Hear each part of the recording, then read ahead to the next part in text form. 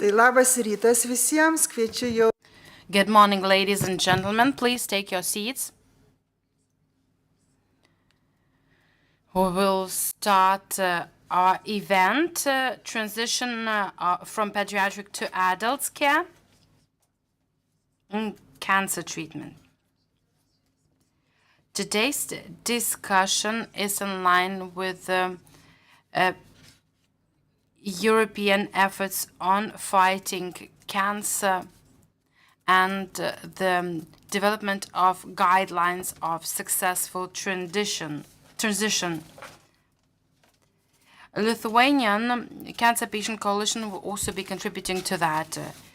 Today we want to discuss the creation of future where everybody is involved and where continuous healthcare is ensured for everyone.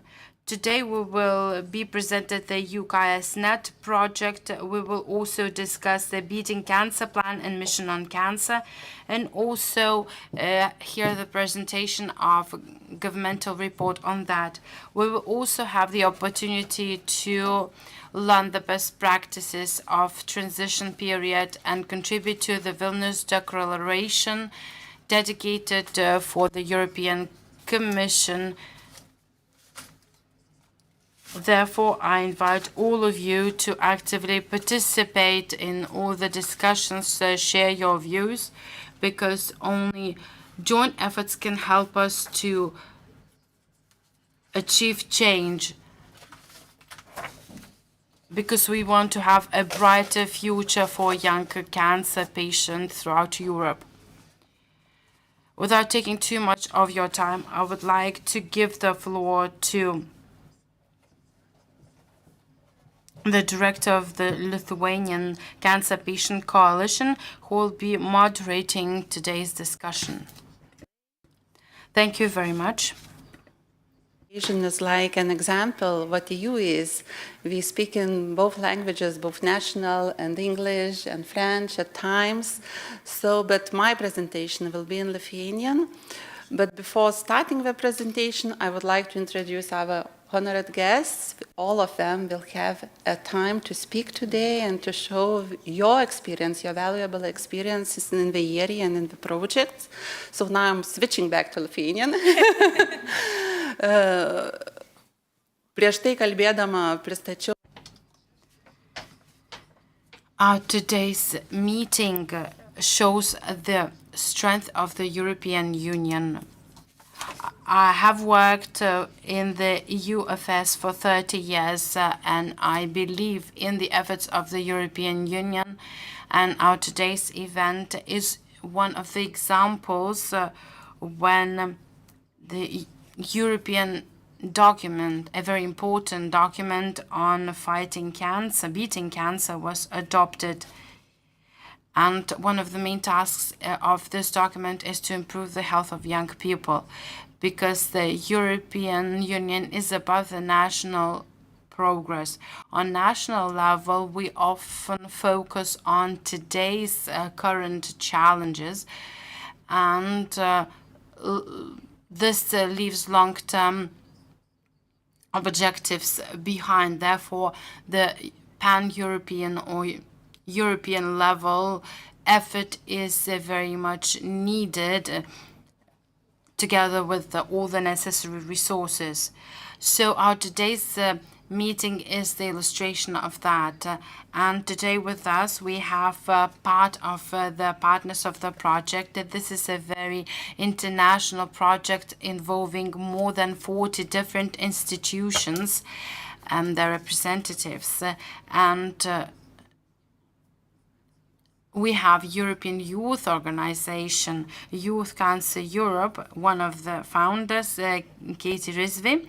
She's the founder of and executive director of Youth Cancer Europe, and we also have Childhood Cancer International Europe managing director Karina Schneider. Also have with us Ike Worms, from Princess Maximus Center, and also Yabden Hartog project lead at Princess Maxima Centrum.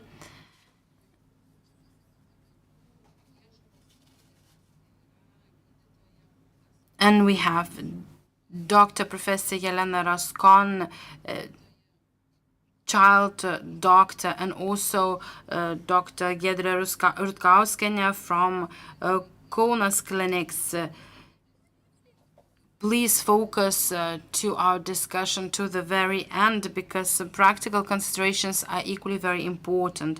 We also have Birutė Brasiūnienė from the International Cancer Institute. We'll be also having a representative from the Ministry of Health, Angelika Balčiūnienė, and also the ambassador of our project from cancer survivors, Užtikrin and Emilia. We have other experts. We have representatives from Paula that work on this topic. Laura Pekienė from the Research Council of Lithuania. And this illustrates that partnership can really achieve a lot, because on the individual level, it seems that our challenges are uncovered. But by joining our efforts, we can find best solutions, and we also develop action plans for those solutions. So we hope that the conclusion of this event will be the signing of the Vilnius Declaration, which includes all the main challenges and possible potential steps. This will be forwarded to the European Commission, and the European Commission will prepare respective guidelines. So this is a very complicated European Union infrastructure in this area, but it also entails some strengths and requires competences and skills and also engagement. After my presentation, after the presentation of guests, I would like to present the project that we have implemented. This is EU-CAYAS-NET project.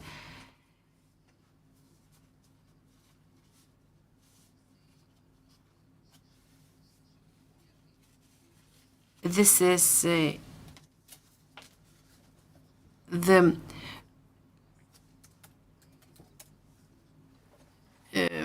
project on successful transfer of cancer care from child to adult care. This is an exceptional project. And the reasons for that is that cancer patients, cancer survivors, and their insights, experience, and their ideas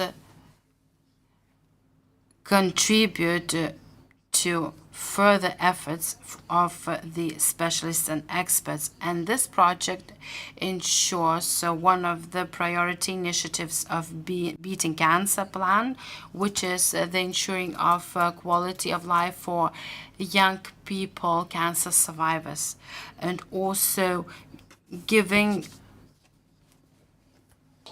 the floor to creation, the support center. This project involves more than 40 organizations from over 18 EU member states, and all these organizations working together in 9 European languages. So these are the main European languages spoken by the organizations involved in this project.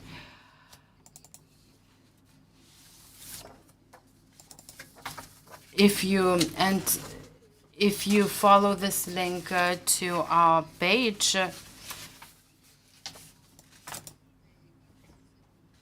Beat Cancer EU, you can find it through Beat Cancer EU or follow keywords or Youth Cancer Europe or Youth Cancer Survivors.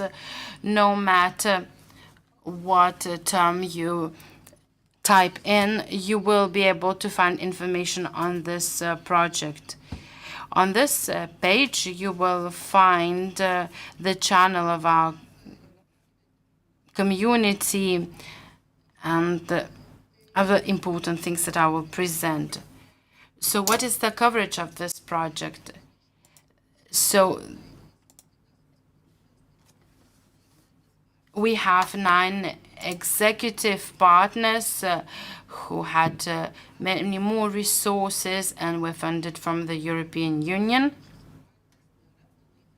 This project is not fully funded by the European Union, so this is an 80% co-funded by the EU.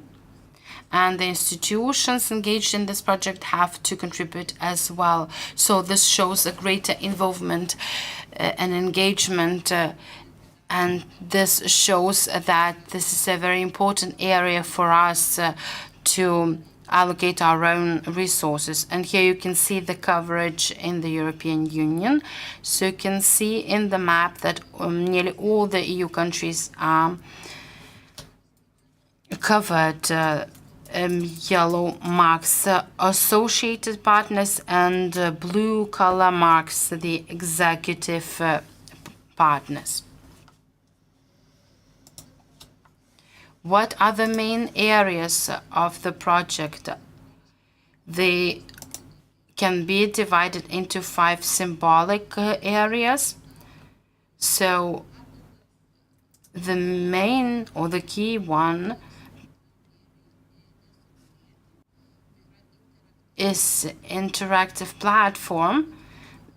The interactive platform, which can be found on Beat Cancer EU website, and you can find the platform on making social relations and contacts. We have a community there that helps for people to communicate, share the experience, and on this interactive platform you can find information that is structured according to the knowledge and competences, and you can find many articles and information shared based on the results on concrete topics. And you can also see the links to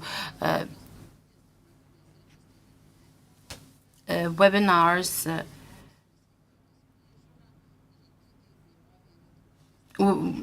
that are also divided into the different areas. And one of those areas is transition. Successful transition, and our guests will present this area. Speaking about the quality of life, we focus on the areas such as mental health, education and career planning, long-term monitoring, and smooth transition from pediatric to adult care. Speaking about adolescents and young adults, we focus on quality and the aspects that need to be addressed most. A very specific issue is like an elephant in the room, which is equality, diversity, and inclusion. And during our project, we focus much on those. From the very beginning, we had an analysis that showed that people who depend to a certain minority in society get poorer healthcare services. And this should not be permitted in a modern society.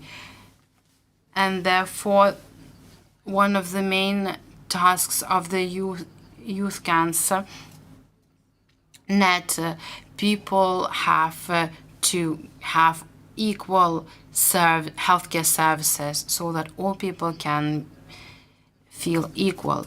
And another area is very important that sometimes lacks focus, which is communication, dissemination, and sustainability. We need to establish a system so that information we gain and accumulate is not lost or forgotten, but could be shared among different partners. The project took the period of 18 months. We launched it in 2023 in September.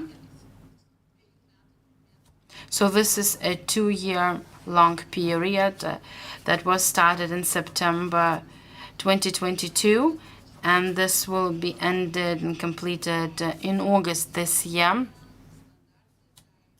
And within this project, we established standard and guidelines for further activities. We invested a lot into support and networking. We also found ambassadors from different EU member states. Ambassadors are persons that are cancer survivors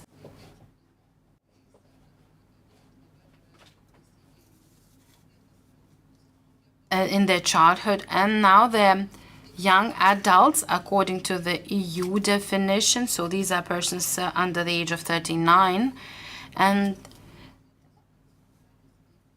ambassadors were engaged in horizontal activities. They had peer visits, and they were invited to contribute to building those guidelines. We also have positions in different areas. And one of the areas that we'll be discussing today, which is long-term monitoring or transition from pediatric to adult care, mental, emotional health, psychosocial health, including equality, inclusion, and diversity.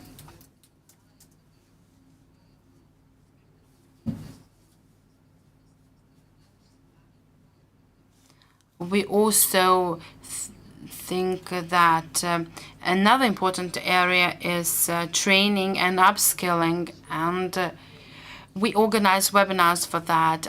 Those webinars involve different experts and specialists and touched upon different angles of the topic, and it helped us to map our further efforts. And the Beat Cancer EU platform is also what we have under this project. The peer projects was not only theoretical materials, but also experience sharing. So peer visits were organized in Institute of Cancer in Milan, in Ghent University Hospital, the Medical Center in Netherlands, Netherlands Cancer Institute, Princess Maxima Centrum, and young ambassadors were invited to participate in those peer visits. By sharing their experience, they also contributed very much. And we will have our representatives speaking in the second part of today's event. In Lithuania, I'm very proud about this project because our representatives decided that they will follow up on the activities of this project. They established their own organization. And they're willing to engage many more young people, aiming at improving the quality of life through personal experience and personal initiative. And encouragement here is a key factor, and therefore we're very proud that last year the organization was established, and hopefully this year the organization will gain a momentum. Sustainability is an important factor here. If the funds are allocated from the European Union, the focus is placed on continuity and sustainability, so all the initiatives need to be further continued. And people who have their personal experience of cancer surviving and of engagement in projects could contribute to creating best practices even further. We wanted to have ambassadors from 27 member states, but we have ambassadors from 29 European countries.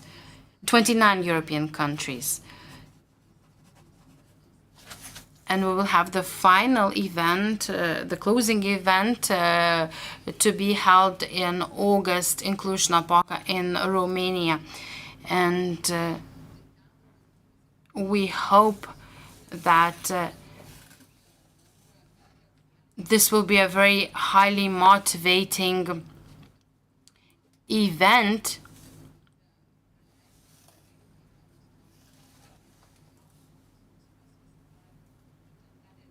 And an international music festival will also be held concurrently with the final event of the project. So this will give an opportunity for the participants of our event to have a good time. Paula also was engaged in this project and was involved in different activities. One of them was the establishment of the platform. The numbers are really exceptional, with more than 1.5 million reach on social networks. We have an interactive Discord community with over 575 participants. And we have practical areas on our website, in addition to educational material.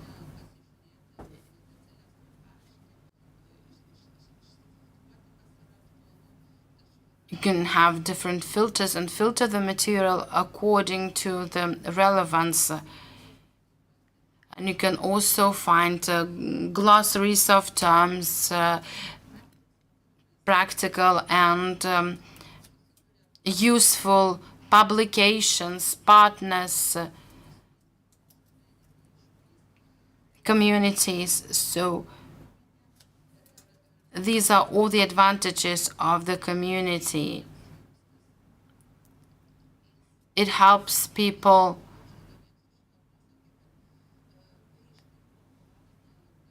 to feel supported, because when people suffer cancer, they see life in different colors. And people who are in communities can really feel each other and support each other.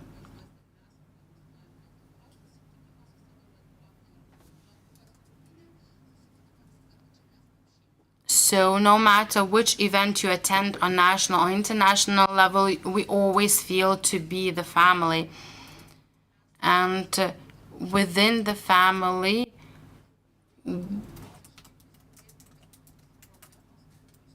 we want to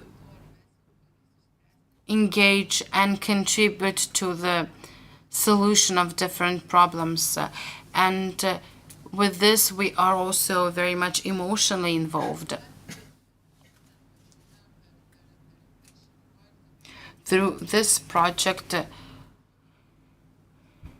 we planned 12 seminars. Some of them will be organized this summer.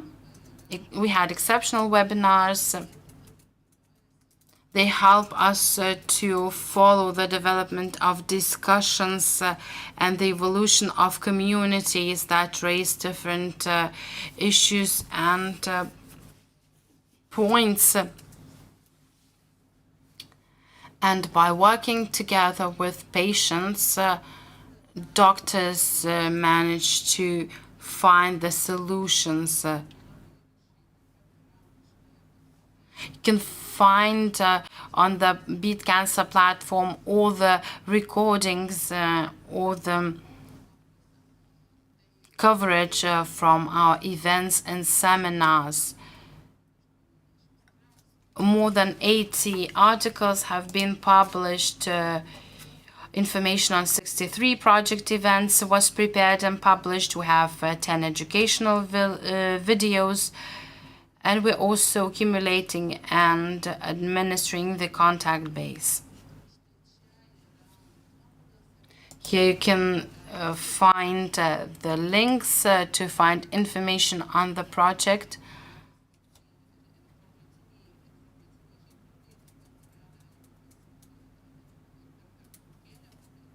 You can also speak to us personally after the event. And now we propose having the discussion after the presentations.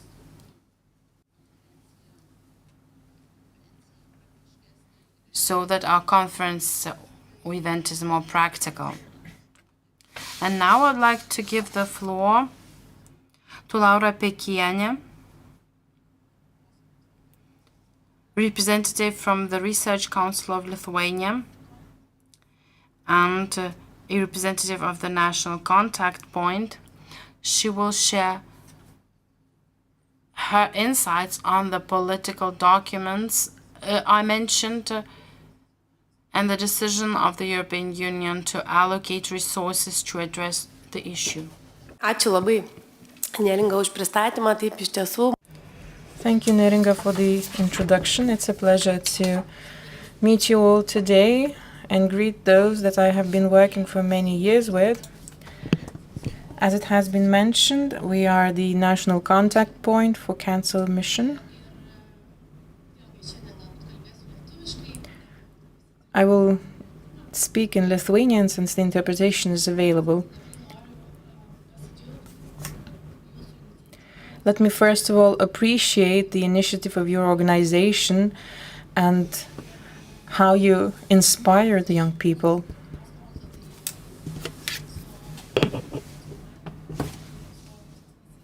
And one of the aims of national contact points is to promote networking and cooperation. Because that's the mission of the whole of Europe, which is to unite and mobilize everyone to fight against this deadly disease.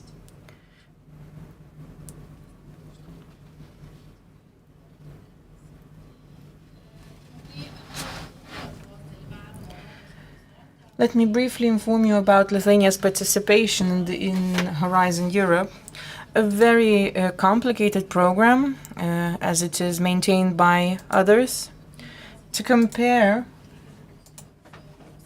our situation with the rest of Europe. As you may know, the program was launched in 2021, so at the moment, Lithuania has submitted over 1,300 applications, proper applications.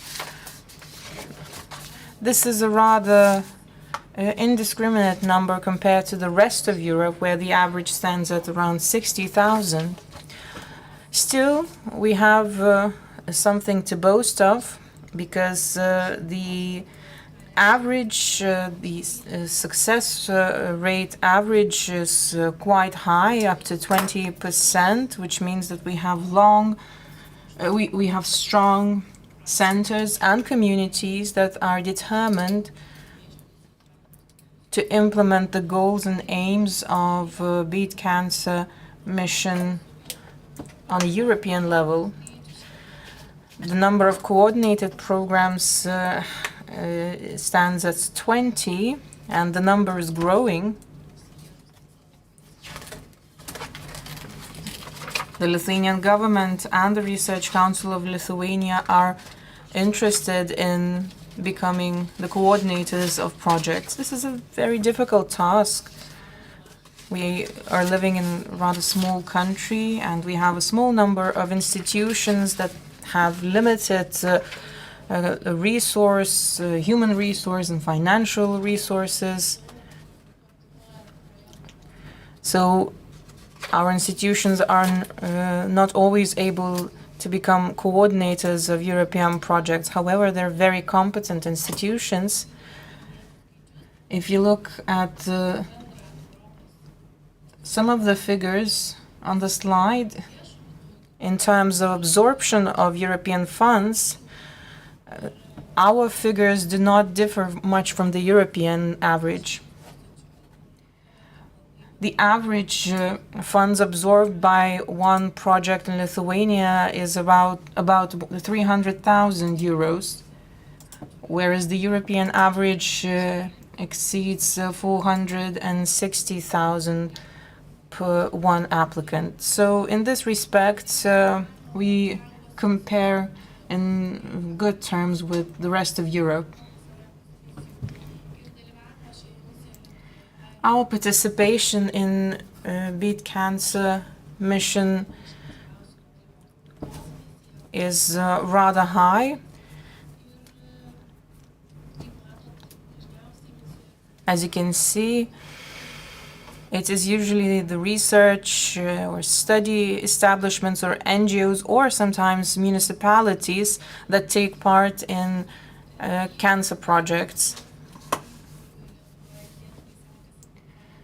Now, if we look at Lithuania's participation in the European Cancer Mission 2021-2023, university hospitals and clinics, research hubs such as Kaunas clinics, Santaros clinics. These are the main participants in this mission. So we appreciate their active participation and engagement in these missions. But as you can see, we need to encourage further patient institutions, because we have a very small number of those organizations taking part in this mission. So we're happy to have this conference where we can take the chance and encourage patient institutions to engage more in this mission.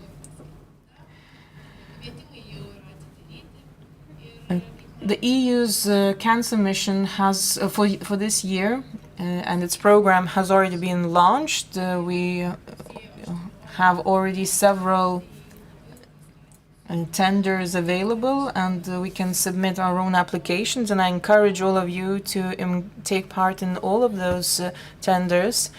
And I hope you will have the chance during the coffee break to discuss this chance to take part in those tenders, because in each of them, patient organizations receive a lot of attention. So all of the 6 tenders focus on different topics. 2 of them focus on research and innovation, 2 on innovation action, and 2 for coordination and support action, which in particular focus on networking. And each project can receive from 3 to 30 million euros. And as Neringa has mentioned, within this work program, the Commission has established that a young person in our context is deemed a person from 15 to 39. So the definition of a young person has been elaborated. The work program also promotes cooperation with different labs and other institutions and other forms of cooperation. And clinical trials are also a priority. And platform and empowerment of the platform will also be a priority one in order to enable the use of scientific data in research and trials. The European Commission is also promoting support funds for cancer research. It will also focus on the development on the different networks and guidelines in the field, including development of a digital network for cancer patients. So I definitely encourage you to analyze these opportunities and get involved.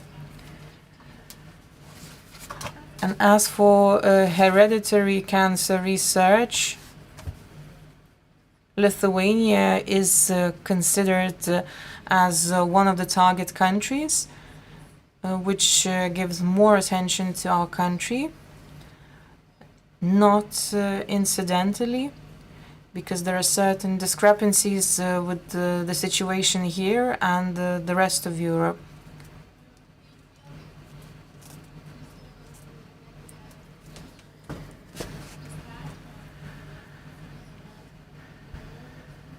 To recall what Neringa has mentioned about the engagement of youth organizations, I would like to take this opportunity and encourage everyone representing youth patients to get involved in the development of UNCAN platform and development of the digital network for cancer patients, and certainly get involved in submitting applications under the coordination and support tenders that make sure that the developed platforms and networks are coordinated and aligned.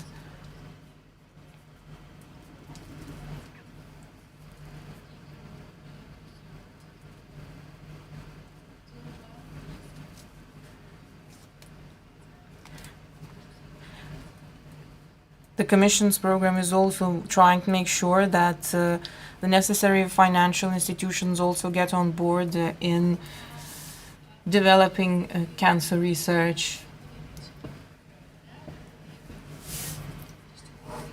The project that you have discussed is in its final stages, and the European Commission does not intend to support short-term projects. Rather, it focuses on long-term projects and continuation of projects. So I believe that joining the possibilities to develop a portal, an information portal, a digital information portal for European cancer patients would be very important. This would be an umbrella organization, and perhaps the main difference with UNCAN platform is that this one will enable the patients, and the patients will be able to control their medical data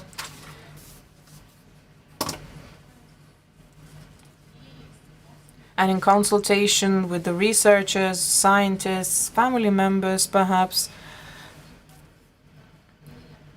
will be able to receive all sorts of information, general information, customized information this will be a safe, community-minded environment for the patients, which you have done in the project that you have presented. I believe that would deliver the basis for elaborating this portal by including other age groups as well.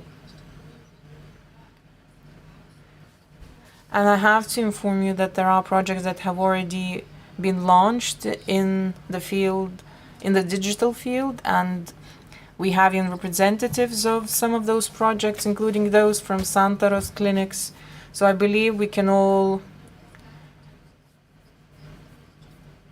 join our efforts. And to do that, the Research Council of Lithuania is providing free consultations as regards submission of applications for tenders, development of the networks by finding the right partners, and the Ministry of Education, Science and Sport has elaborated the network of contact points, reaching the staff of in the number of 18.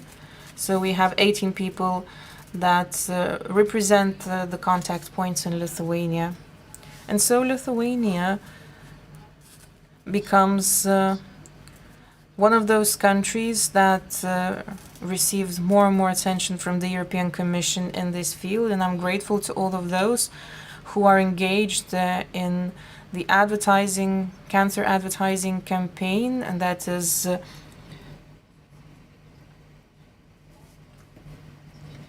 dedicated to cancer patients, and all our hospitals have contributed to that project.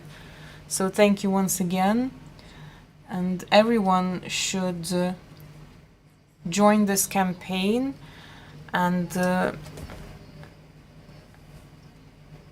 find out more about this cancer bus that informs the people about this disease. So the European Commission notices the kind of support that Lithuania needs. We were among the first countries where that was visited by this cancer bus, and together I believe we can continue our activities, and thank you once again for your efforts in this fight against cancer. Laura, jums už tą. Thank you, Laura, for this presentation, delivering some practical examples as well. So certainly we can talk about the challenges related to submission of applications for tenders, because there are certain consortiums, powerful consortiums that exist that have a certain leverage.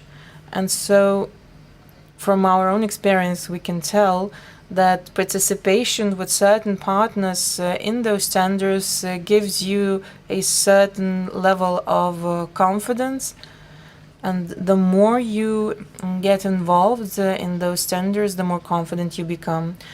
And we shouldn't forget that once you win the tender, you must also have the necessary capacities to deliver. And the current digital information campaign, the US Roadshow, is definitely appreciated by our cancer patient organization. I know that this bus will travel to the cities of Šiauliai and Klaipėda.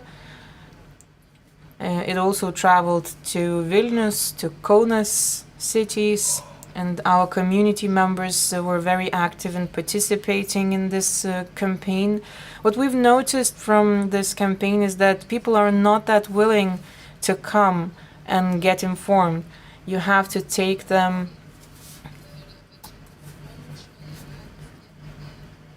and you have to encourage them to come and be informed.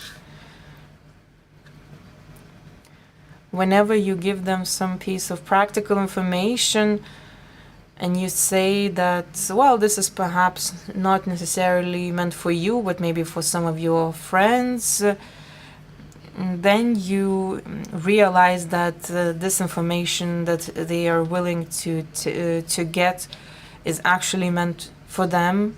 So there's still a lot to go in order to normalize this discourse, this narrative and discussion on cancer. This is a challenge of facing a rare disease, and it becomes very difficult to discuss cancer. It's a very scary topic,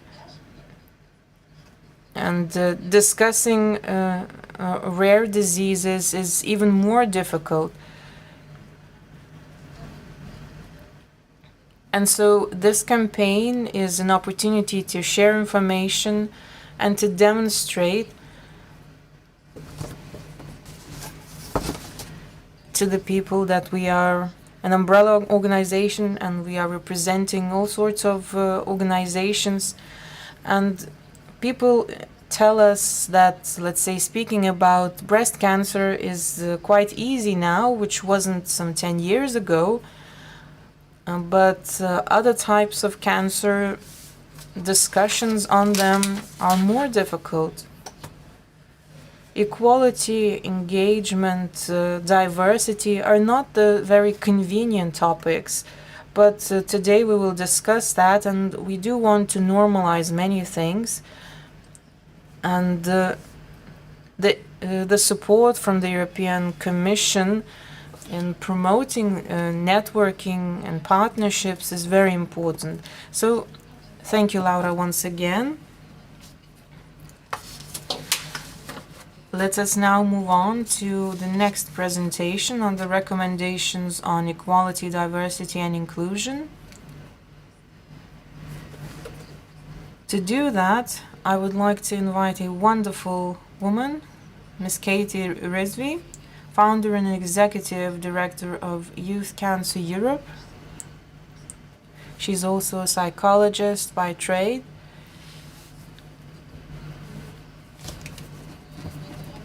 She's the founder and director of the organization Little People operating in Romania.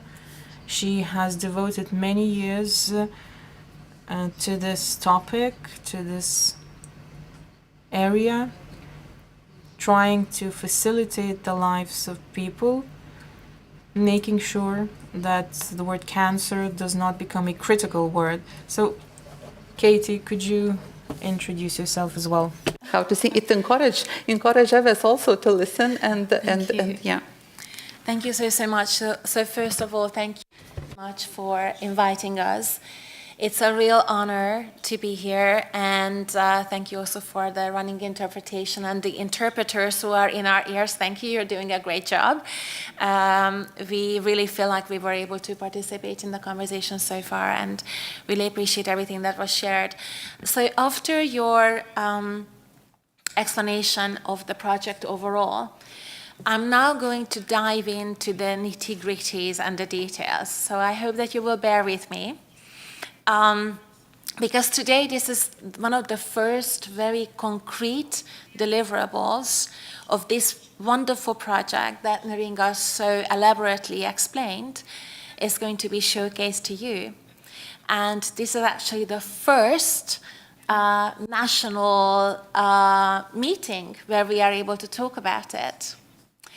So within this project that Neringa has introduced, where we have young people from almost 40 European countries, but ambassadors from 27 European countries, and specialists, clinicians, researchers, patients and carers, and childhood cancer patients' parents working together, we have delivered the first recommendations in one of the work streams.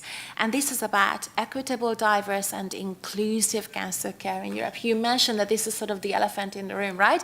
No, everybody wants equality. We all speak about equity in cancer care. but we are not exactly sure if we are delivering it, and if we should do better, then how we should do that. So as a baseline, everyone in the room here acknowledges, and we're all aware, that the Charter of the Fundamental Rights of the European Union laid down the right for everyone to access healthcare in its Article 35. Now, in Article 21 of this same charter, the European Union also discusses discrimination.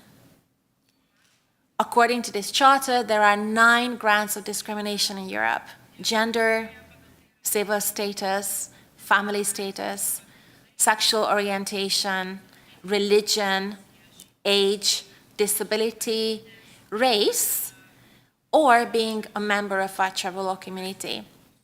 Now, let's translate this into the lives of our patients that we are dealing with on a daily basis.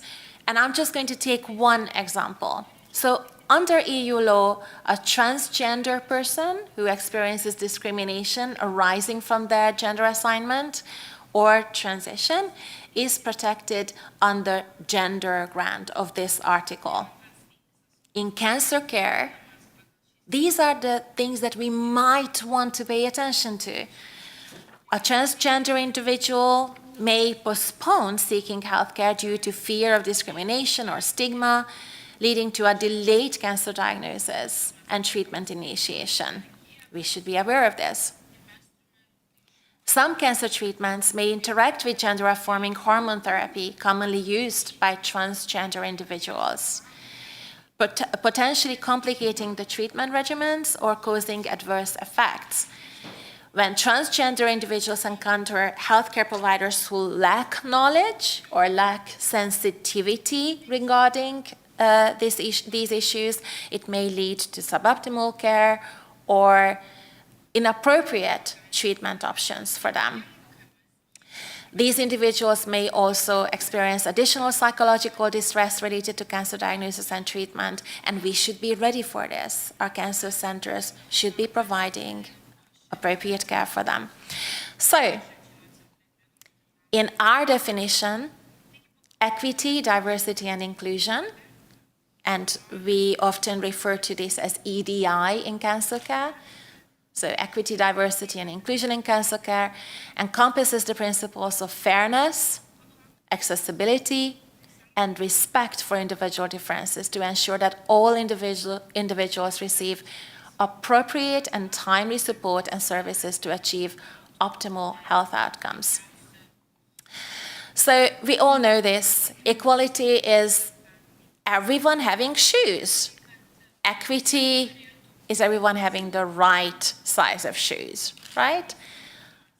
I wear 39, Sharunas wears 45, 46.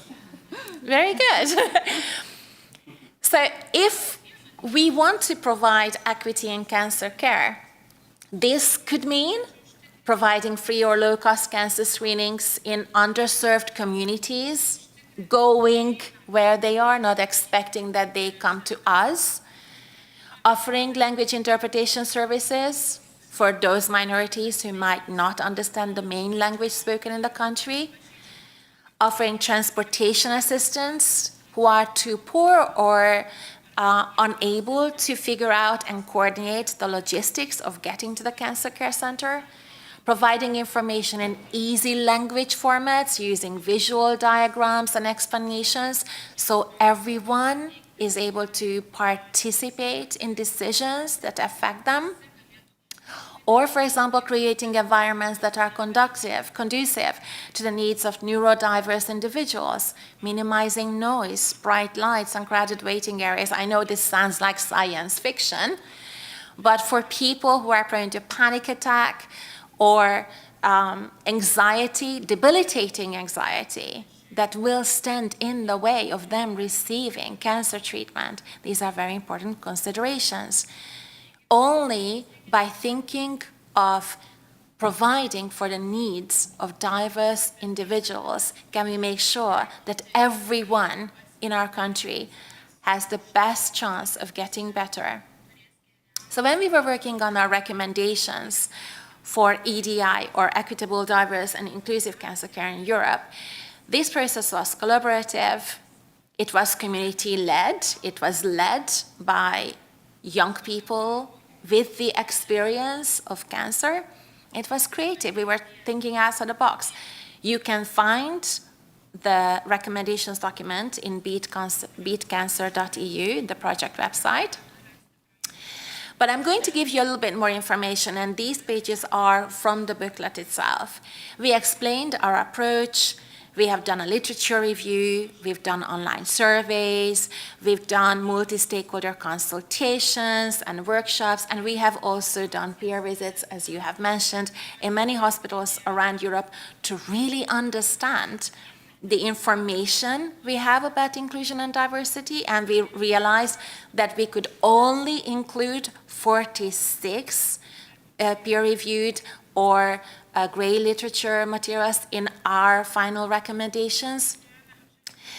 And because we need so much more research and data collection to be done in order to really understand the experiences of minoritized individuals. We lack diverse perspectives, even from researchers themselves, meaning that understudied groups remain overlooked throughout. In our online surveys, we have included 77 healthcare professionals with the age average of 51 years. We thought it's important to include because 50 years olds many times consider themselves quite young. From 22 countries, which was very, very important for us. We also listened to 128 young people, and these surveys were not very short surveys, so the fact that people took their time to answer is really due to the fact that we have done a very assertive outreach. We wanted to find people who are not normally found. We translated the survey as well, so we got results from 25 different countries as well. This is really, really important, in 12 different languages. The age average was 31 years old, so again, we're not talking about children just filling in a survey because they are bored. These are actual people who really took the time to give in-depth information for us to understand their experiences. And they, at an average, they were 19 years old at diagnosis. 58% of them still live with some sort of late effects of their cancer therapy or of their illness themselves. And 20% of them are still in treatment. And this is, again, a reality we need to understand. People are no longer necessarily just in treatment for a few months or a few years. Many of these cancer types are now considered chronic. And 80% of them were off treatment at the time of answering. We have some really outstanding information, but I would like you to focus on the first and then the last figures here. Young people living with and beyond cancer said that 41% of them do not feel represented by the booklets and other information provided to them by healthcare facilities. So I know that we have healthcare providers in this room and people who are responsible for national cancer services rolled out in the entire country. And I think these are good questions to ask ourselves. Is the information that we provide something that young people are able to identify with? And the last figure, over 85% of them believe that there should be clear EDI policy in the cancer care centers and EDI education for medical professionals. Because there's another figure there, while 80% reported feeling confident in their medical team, they did feel they are receiving adequate biological and medical support. 16% of them have reported being exposed to racially charged or dehumanizing language throughout or after their care. And we actually see similar figures when we asked healthcare providers. 60% of them have not heard about equity, diversity, and inclusion policies or strategies in their work environment, ever. 60%. 90% believe it is the responsibility of the healthcare setting to provide this kind of support, and 80% believe that their healthcare setting should have clear EDI policies. Now, if you are representing healthcare institutions and you struggle with this document that we have created and the consequent trainings that I will be speaking about will be your blueprint to roll this out nationally in your country. So let's look at these recommendations. Our recommendations focused on 4 areas. We had to group them somehow to make this document manageable. So the 4 areas that we have focused on are race, ethnicity, culture, refugee or migrant status. That was 1. Gender identity and sexual orientation. 2nd. Age, whether it's, in our case, it's young age or an age on the precipice of adulthood or between young and adulthood, as well as physical and mental development and physical or mental well-being. And then the 4th category was education, career, or socioeconomic status of the patients that benefit from this care. And in this document, you will also find a grid with a summary of areas to focus on. But we have also spelled out very clear chapters for researchers and academia to focus on these 4 areas and how. Separately for healthcare professionals and healthcare providers, so that means institutions and clinics delivering oncology care. And also for patient communities and support service providers, NGOs, and patient organizations that provide services or provide peer support for young people with cancer. So our overall recommendations for these 3 categories, researchers, clinicians, and patient communities, are summarized in these slides. In research, we do recommend that EU member states should systematically and within their legal bounds improve the data that they collect and they hold for ethnicity, LGBTQI+ identity, psychosocial development, quality of life, physical and mental health, education, socioeconomic status, and employment rights of cancer patients. So if you do not collect this data, but you can, consider doing so, because we will not be able to improve anything if we don't have a baseline. If we don't know how to measure it, we don't know if we're doing bad or if we're doing good. And the EU should also work towards data collection standards for EDI very specifically. And this is an ongoing conversation that we're having with European parliamentarians and with the EU Commission about the EU Health Data Space project. Equal weight should also be given to efforts to increase diversity and inclusion in healthcare and research personnel. Because if as a researcher we don't have a diverse enough team, we will not be able to think creatively. We will not be able to think about the needs of diverse individuals. The same about clinical teams. So in cancer services, the services should develop, or if they have, they should improve and implement culturally sensitive care, ensuring that patients receive support that respects their cultural, psychosocial, financial, and educational, reproductive, and sexual needs. There should be a diverse representation in care teams, and patients with lived experience should actively be engaged in healthcare strategy development, whether that means in oncology platforms, oncology societies, pediatric oncology societies in the country, or in the ethical boards of different institutions. And patient organizations should take a more proactive approach in recruiting individuals from diverse backgrounds and providing training on cultural competency and sensitivity, and implementing policies and practices that promote inclusivity and equity.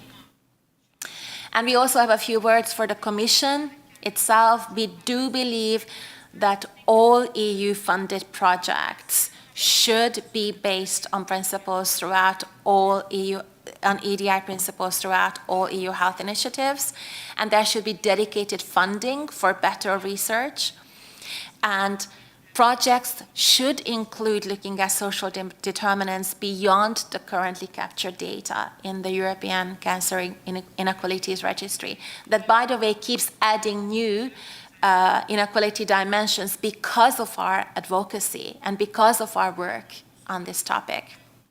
And we do ask member states to develop and implement EDI-focused national policies and guidelines, and to fund best practices.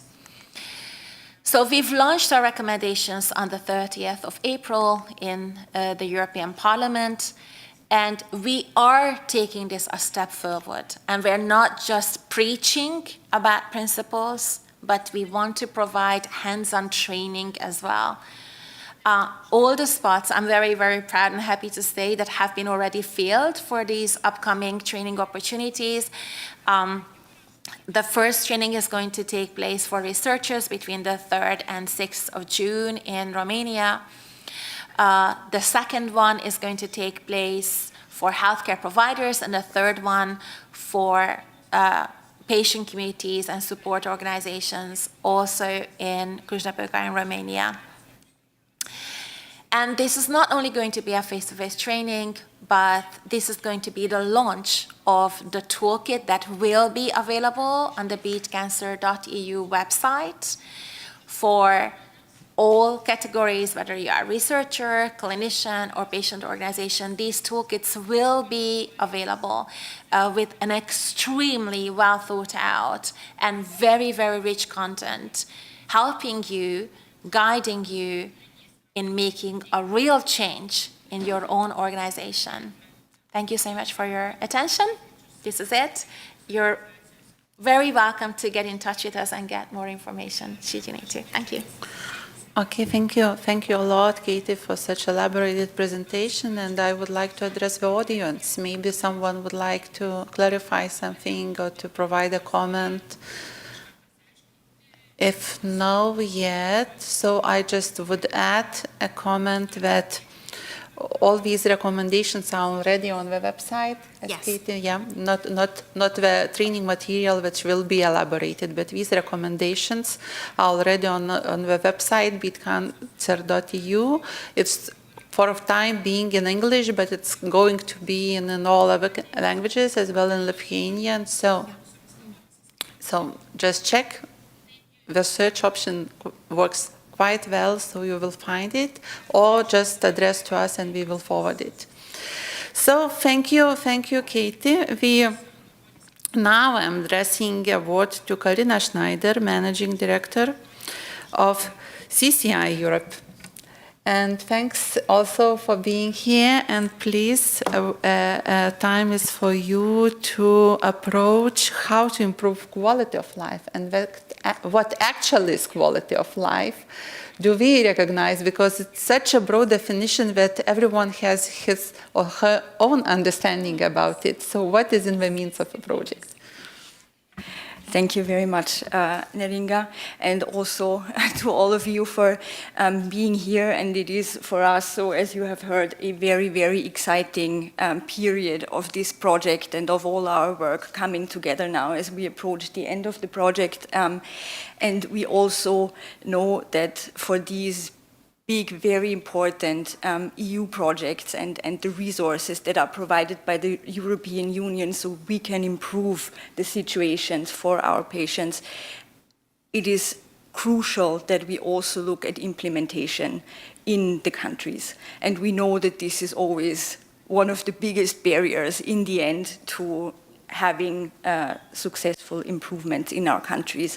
So this is why we will have in the project in the upcoming weeks, it will be 3 national policy events to support and foster implementation on the national grounds, and this one is the first. So this is a very, very, very good start for us. So thank you very much for hosting us here today. I would like to start my presentation and basically setting the grounds for the speakers that will come after me, quoting one of our ambassadors, thank you, Sonia from Portugal, who said in one of our very recent focus group discussions on the topic of communication about late effects, that curing cancer is not enough. We cannot, by curing, giving only or increasing only the quantity of life. We also need to make sure that we increase the quality of life. And indeed, as Neringa just said, quality of life is such a big concept. It is so difficult to grasp, and quality of life can mean very different things to many different people. So what we were addressing in our work package of quality of life in EU-CAYAS-NET are topics where we have been discussing and experiencing with our community for the past 10 to 15 years that a lack of these things contribute significantly to a reduction of quality of life in the lives of these young people who are affected by cancer. So I will move to the next slide and give a few numbers also here. So despite the big advances that we have made in the past decades in cancer research and care and treatment, we see that as many as up to 75% of young cancer survivors face long-term side effects or late effects of their cancer treatment and their disease.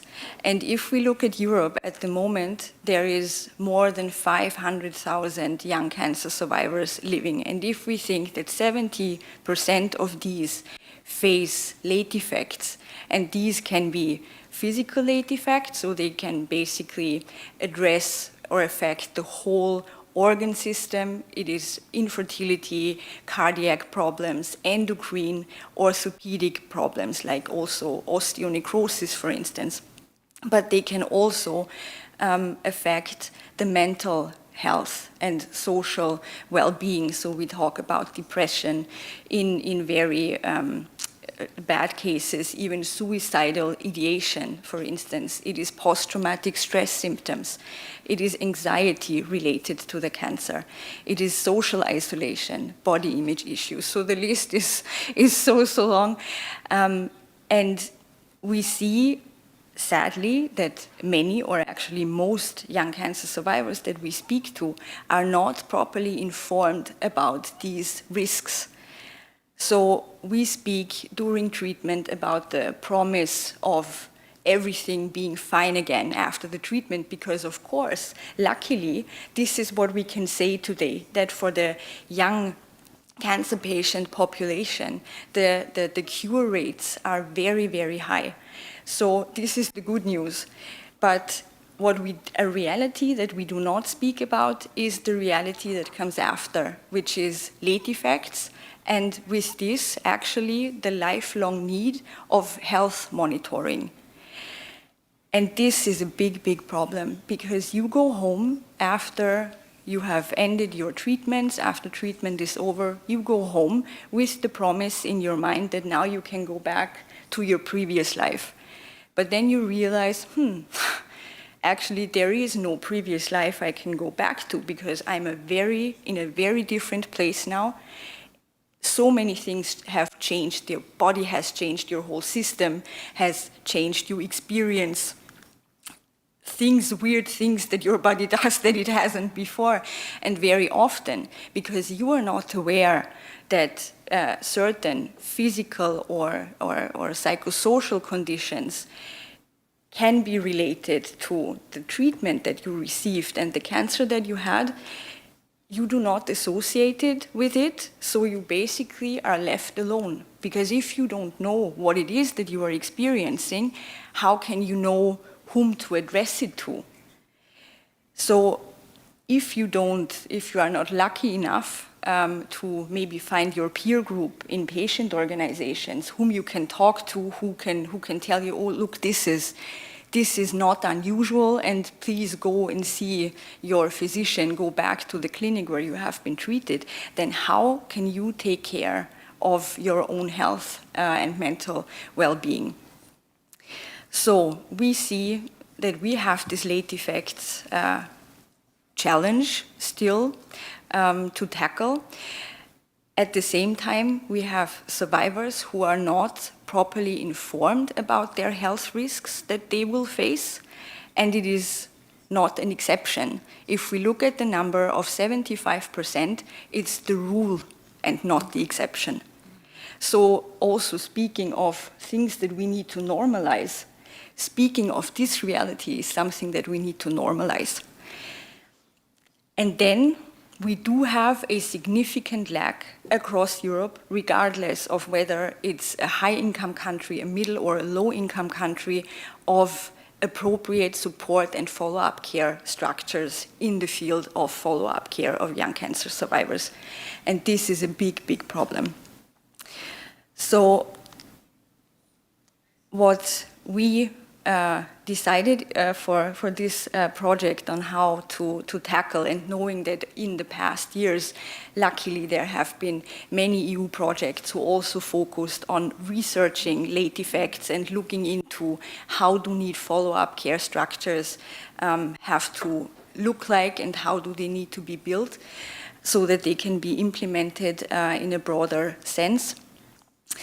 We wanted to look at the quality of life topics, which here include mental health and psychosocial care, education and career support, follow-up care, and the transition from pediatrics to adult health care from a patient-centric point of view. So when we were writing what we wanted to have as outcomes of this project in this area, we were really thinking from our own patient and survivors' perspective, what is really, really relevant for us, what would help us, what are the tools that we want to have in our hands, so can we become also better advocates for our own health management in our countries.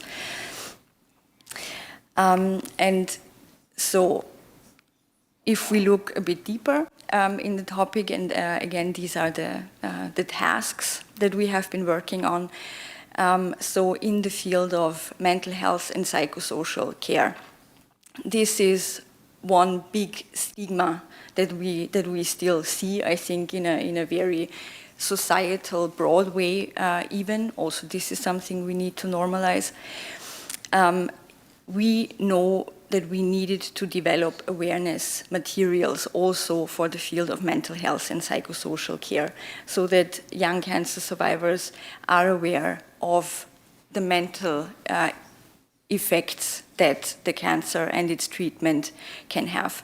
And also something that we see when we speak with so many young people affected by cancer is that they say, well, you know, it's so strange. I was considered cured, and all of a sudden what I hear from my surroundings is, oh, it's so great, you survived, you should be happy, seize the day, carpe diem, take everything, you know, life is giving to you now.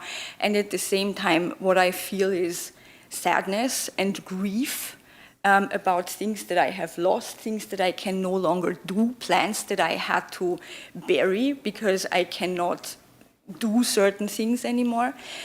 And so having appropriate awareness materials about all of these things is really crucial, because this can already help the people affected a lot in understanding this is not just me, this is not just me being ungrateful, or this is not just me who cannot deal with what has happened to me. This is a thing among many, many people. Then also we wanted to better understand the needs and the gaps when it comes to mental health and psychosocial care. And this is also something where we need to look way deeper into. And we saw, interestingly, in a survey that we did, and we also translated it into the different languages in order to lower the barrier of participation as much as possible, that interestingly, not as many young people replied to that survey as we expected. And so now, of course, we are thinking, but why is this? Because what we hear from this group is, this is so important and this is such a big lack. So we thought, okay, but why is then the participation rate in this survey relatively low? And here, one of our hypotheses is that it's still the mental health topic is so stigmatized, and it's so difficult to then really go forward and talk about these things. So also here, we hope that with the awareness work that we are doing, we can lower this barrier a bit more.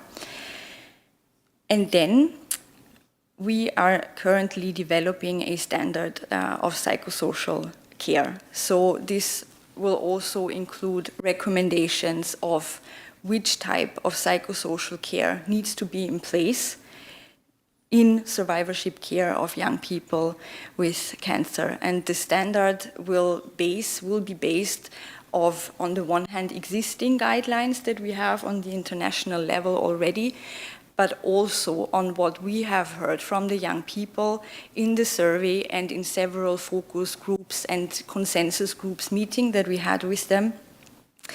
And we really do hope that this will help in all of our countries to take care of this issue way better and do way better than we have done before. Then if we look at the topic of education and career support, we know that the cancer treatment disrupts a lot the education and career pathway of many young people affected by cancer.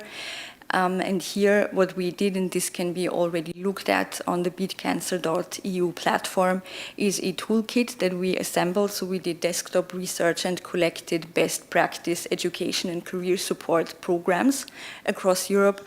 And if you go to beatcancer.eu, you will find a Europe map. And if you move over the different countries with the cursor, you will see in all those countries where materials exist, you can click on them and look into what they have and maybe see if this is something interested to adopt for your own country. Also here, we have identified gaps in education and career support programs via conducting focus group discussions with young people affected by this specific challenge.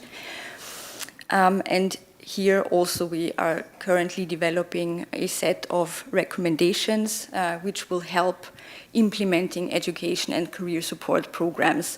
It will involve do's and don'ts, how can you approach certain things and not, and this will be a very nice set of pocket cards, so something very tangible that can be printed and then handed out to healthcare professionals, to educators, but also to the families themselves. And then, based on a pilot for a career support train the trainer that we did in March, we will also have a train the trainer concept, which will be openly accessible and downloadable on the beatcancer.eu platform. Then we have the topic of transition, and this is a very, so my colleagues will tell you more in detail about the transition topic, but transition is the crucial thing in linking the pediatric care to the adult health care and also the long-term follow-up care. So without a proper transition process, proper long-term follow-up care cannot happen, but I will not go into much more detail now here. And then we have long-term follow-up care. So this ideally includes physical health monitoring for the late effects, related to the very individual and specific health risks that you as a former patient have due to the treatments that you received. And also it relates to psychosocial follow-up care. And here, again, we conducted a Europe-wide survey. We received many replies from young people with cancer, but also from healthcare professionals who told us what is available in their country, how do they do it, but also what are the gaps and what is it that we would actually need. And based on the outcomes of this survey, we are currently developing a roadmap for implementation of long-term follow-up care services. Also, we are working on a set of communication recommendations. So what we have also heard on the one hand from survivors, we are not properly talked to about the late effect risk that we have. And many healthcare providers say yes, but we also don't want to scare the young people in telling them all the challenging things that could happen to them. But then we again argue and say, but still, you need to address them, because how can I as a survivor take care of my own health and prevent worse things if I don't know what I should be looking out for? So based on a focus group discussion that we also had for this with a group of our ambassadors, network ambassadors, we will put together communication recommendations that will address the healthcare providers, and hopefully these will make it a bit easier for them to approach them and talk about this topic. And then another very important thing that will also help educating about late effects are the so-called plain brochures. These are informational brochures that have been already developed in another EU-funded project, who are now being further developed and also put in an accessible layout and design, which is for, I think it's 47 late effects, so 47 brochures about 47 different late effects that can happen in lay language, so that they are better understandable for the young people and not so much put in medical terms. So these are some of the things that we have been working on, and all of those will latest by August this year be available on beatcancer.eu. So, and then the next point will be the transition, and I will not say more because this is what Jike and Jaap will do in a moment. So thank you very much for your attention, and thank you also to the wonderful Work Package 3 team who are working on all of these materials. Thank you. Thank you, Corina, a lot. And actually, it resonated a lot in my mind, because as we know, especially with social, psycho-ecological and emotional issues, because every time we talk about this, in between with our community, we like to say like a comment when a person says that, okay, I have a cancer diagnosis, or I was diagnosed with cancer, and how to say, it's ordinary for a person listening to it just to provide some time as some kind of a remark that it's okay, everything will be okay.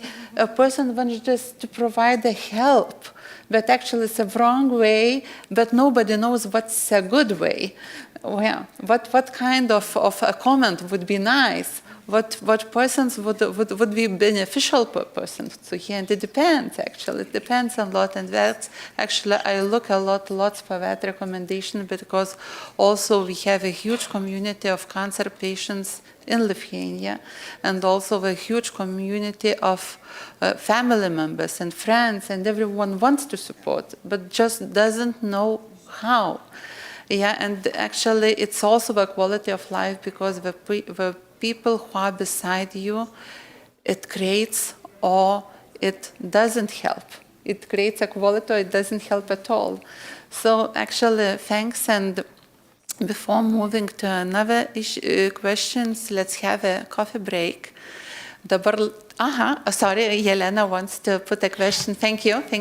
So just I would like to comment, to add a comment. So I agree with Karina with every word what you say, but probably to start, I would say, to start overcoming these issues, we need to have survivorship issue addressed in our national cancer plan, I guess, because we had almost nothing about survivorship in our Lithuanian national cancer plan, and because this is the emerging issue we will face further on and face more and more. And I think we definitely need, at least in Lithuania, maybe in other countries, national data, not data, but knowledge hubs where we can create a dedicated infrastructure that would that would support adequate long-term follow-up. But this would need to be supported with dedicated funds, staff, expertise, because you cannot, in my opinion, you cannot deliver adequate survivorship care for people who really need it in every healthcare providers. Not all survivors will face the same problem. There will be easy cases, let's say, and difficult cases. We need also to diverse them, but to support the creation of this national survivorship data and expertise hubs. And maybe I can share our national experience with survivorship passport. Probably you are aware of this. This was also a set of late follow-up recommendations that was supported by the European Commission for many, many years. So we started to implement them. We started to issue passports and this follow-up recommendation, and really families and survivors, they really perceive it in a very positive way, because this is a very late document providing the follow-up recommendations that are quite clear for survivors, quite clear for healthcare providers. Probably the next step is how to implement these recommendations in a proper way. And this is especially a challenging issue in adult setting, because under the pediatric care we at least can organize and can guide the survivors, but in adulthood it's still an issue we need to overcome. So this was my comment. Thank you. Okay, so Birutė and then Šarūnas. Labadiena, gerbdama, gal daugumą dalyvauja. Well, since we have many patients here, I will be speaking Lithuanian. I'm an oncologist and hematologist. I agree with what you have said. Well, this is my first time when I'm participating in an event with young people, but have a question maybe. Well, colleague raised the European issue, but in my capacity as a doctor, from my point of view, do we have any initial data, perhaps on the level of the ministry? What are the real issues? Or what is the percentage of the problem in Lithuania in terms of this age group? Well, certainly a survival rate is important, but in the framework of this project, do we have any questionnaires? Well, we will be discussing that in the afternoon, but should we have some initial network? We have patient councils now. You spoke about the equality, but is it really relevant for us in Lithuania? Because I am an adult oncologist. I doubt whether all these issues are relevant for us. Šarūnas Narbutas, Youth Cancer Europe founder and member of the board. Well, this project is unique on the EU level because these issues were evaluated for the first time on the European level. And then we will move to the national level. The European Commission has considered the continuation and the call for tender for this project, and in that we'll have a more focus on the national level. So far, you've seen that the presentations were about the project, about different activities. After the coffee break, we will have a specific action plans in the area of transition from pediatric to adult care. And we hope that we will have a European standard of recommendations. They will be published in medical journals and they will be followed by different cancer institutions. But as Yelena mentioned rightly, if we meet and we discuss and say that it's important, but we do nothing about it, we have no result. At the end of the conference, we will ask everybody to sign the declaration so that we move from words to actions. And I will speak about Lithuania as a part of the process. We are not any different. If we have any ideas, if we have methodologies to achieve the results.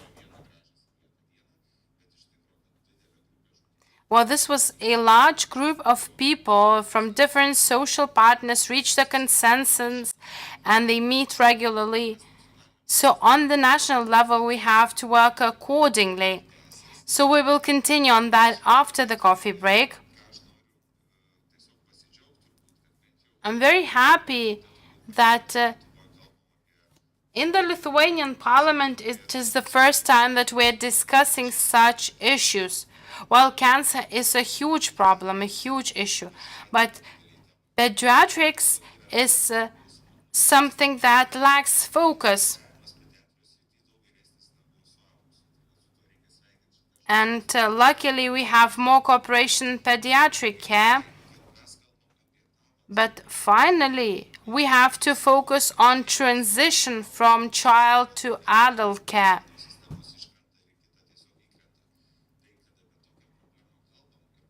Well, the discussion of this problem will be after the coffee break, and I'm very glad that we can all work together and discuss the barriers, the lack of data. From Polo database, we have more than 50,000 in our community in the age group of 18 to 29.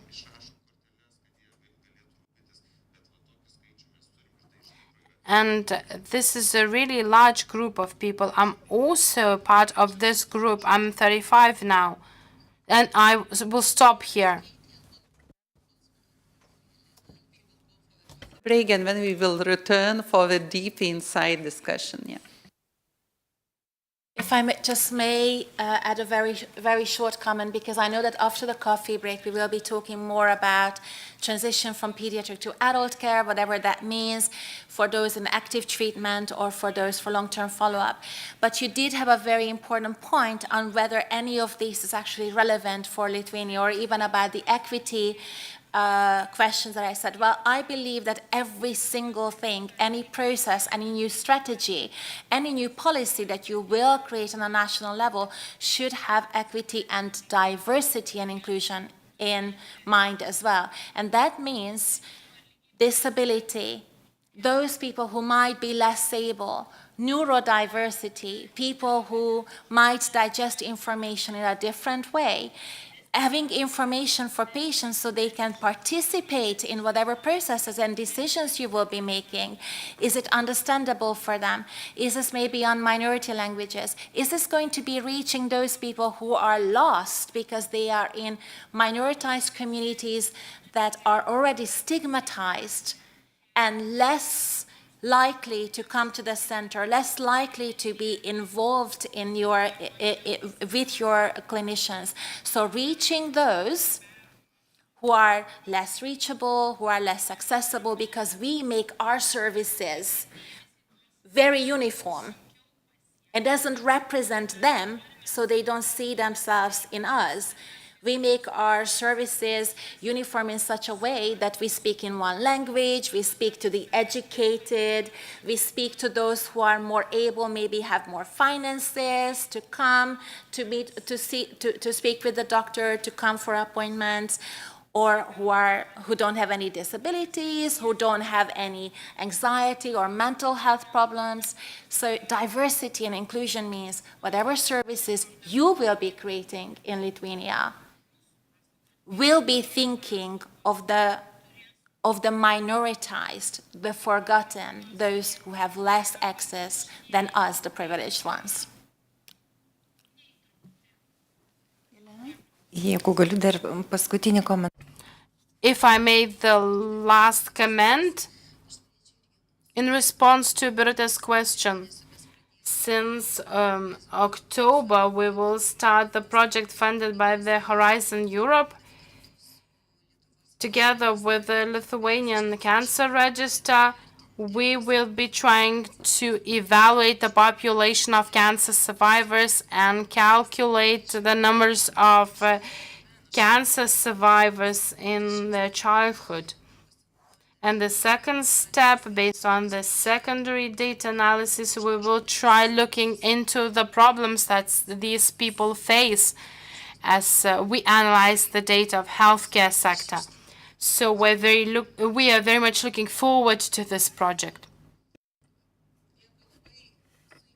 Thank you very much.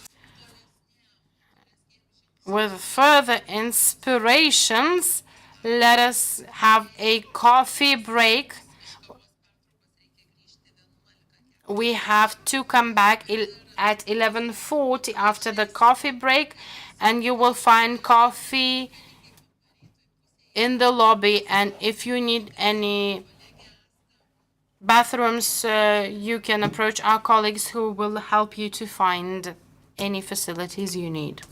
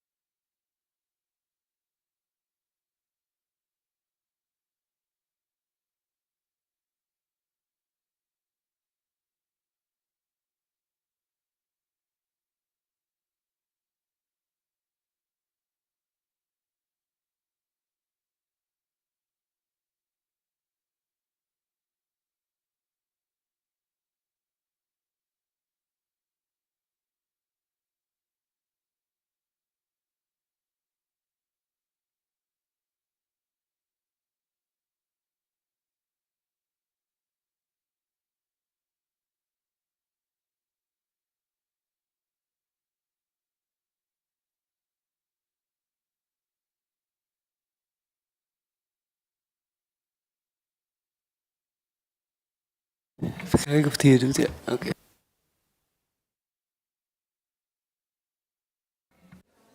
Please come inside. We are about to begin.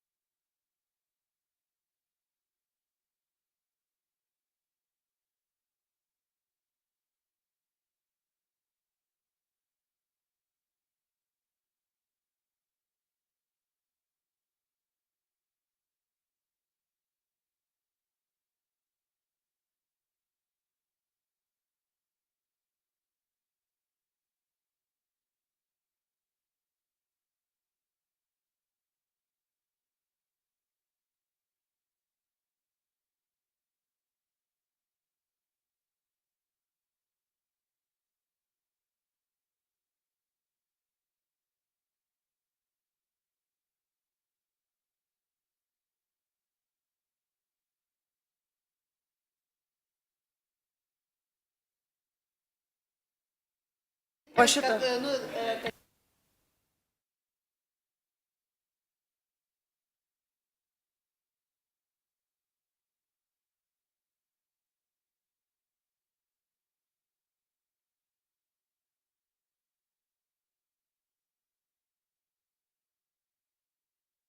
Tiesiog įsijungs mikrofoną.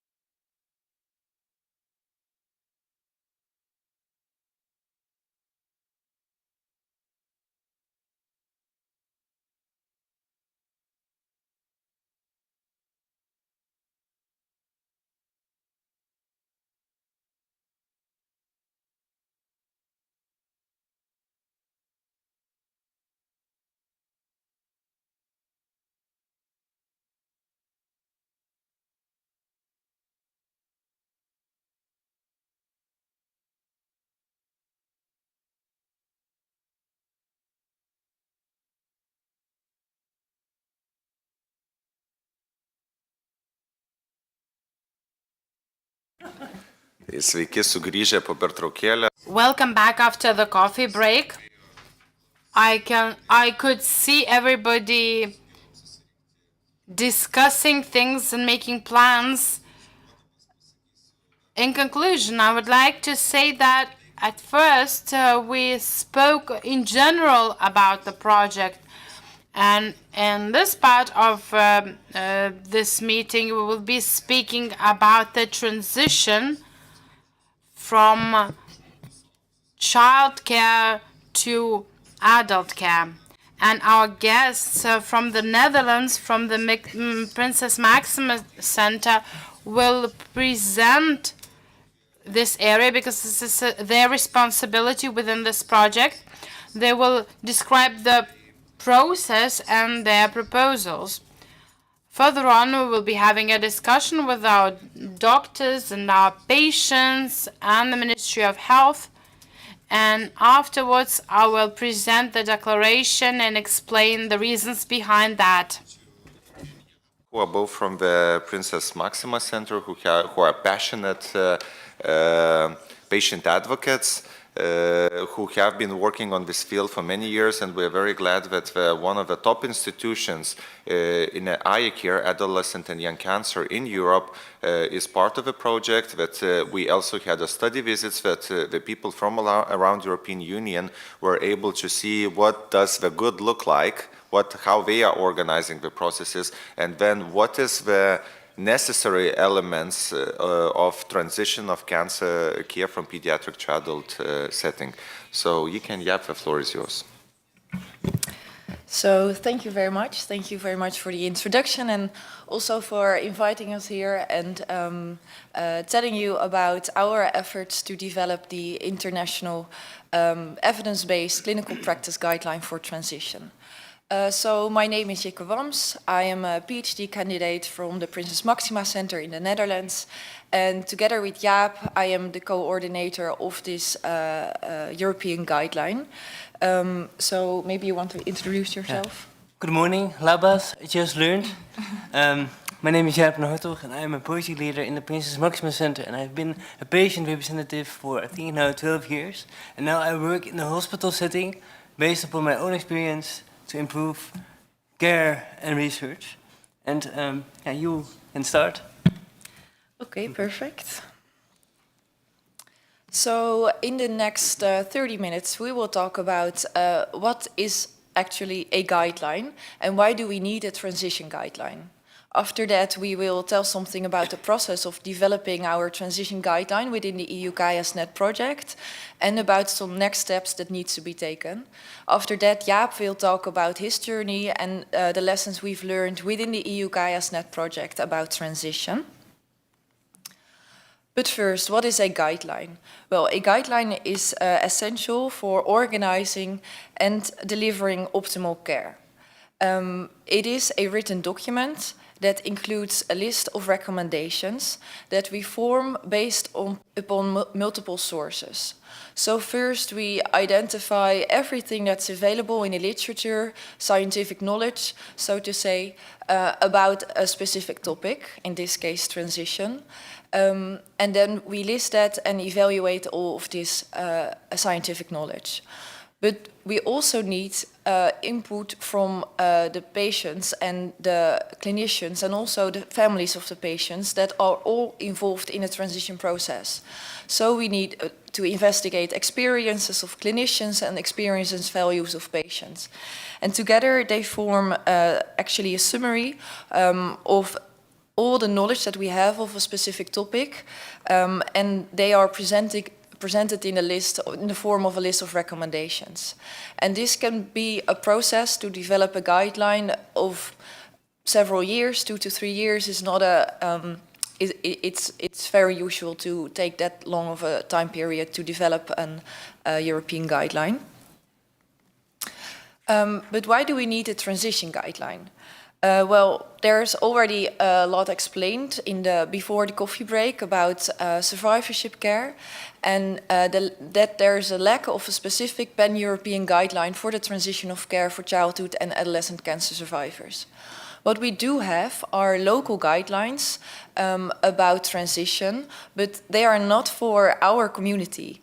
They are developed for patients with chronic conditions, but we need specific recommendations and specific focus for all the difficulties that our population is facing.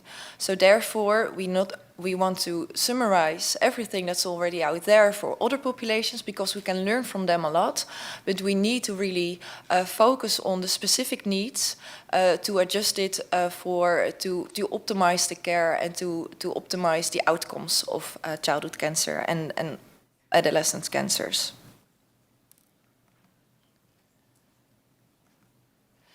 Why do we need a transition guideline? Also, we want to improve the chances on a successful transition to a service that will provide risk-based long-term follow-up care and surveillance. During the cancer journey, so to say, patients face multiple transition periods. So with the one here is marked on this slide is the transition from being in actual treatment to a period of follow-up care. And this is a process, not a moment of transfer to confuse. This is a process that needs to be coordinated, it needs to be planned, and it needs to be multidisciplinary, and it needs to be person-centered to address all individualized needs that a patient has. Later, and this is usually at the point of 5 years after diagnosis, another transition process takes place into long-term follow-up care, where the focus shifts from the treatment and then later the first consequences to the long-term health consequences and the estimation of risks for this patient for the rest of its life. So this is another transition process that again needs to be planned and coordinated and multidisciplinary to provide optimal care for a lifelong basis. And then we should not forget that there is a sort of third transition moment that an individual grows up from a child to an adult and an individual person who needs to take own responsibility for its care. And this is often described as a process where a child reaches the adult age. And but this is not also a moment. Yes, of course, you turn 18 on a specific date, but this process of gaining independence for your own health, it really is along the more medical transitions. So we should really focus on that too, and it depends on the hospital's organizational structure at what age you will receive long-term follow-up care, because if you, for example, are diagnosed at an age of 2 years old, after 10 years you're only 12 years old, but you're not an adult yet, but there can be already a shift on focus to another kind of care delivery. So this is all different transition moments that we pay attention to. But for our transition guideline, it's the numbers 2 and 3 that we really focus on. So not the transition from actual treatment to the first 1 to 2 years after the treatment period. And then finally, it's been addressed also before the coffee break.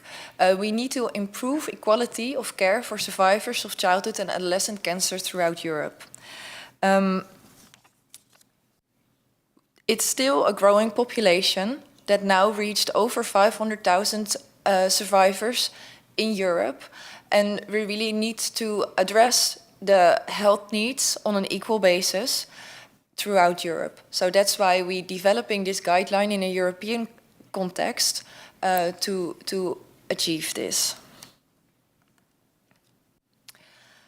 But of course, we cannot do that within a small group. So we set up a big group of guideline panel members with over 30 experts within the field of childhood and survivorship care.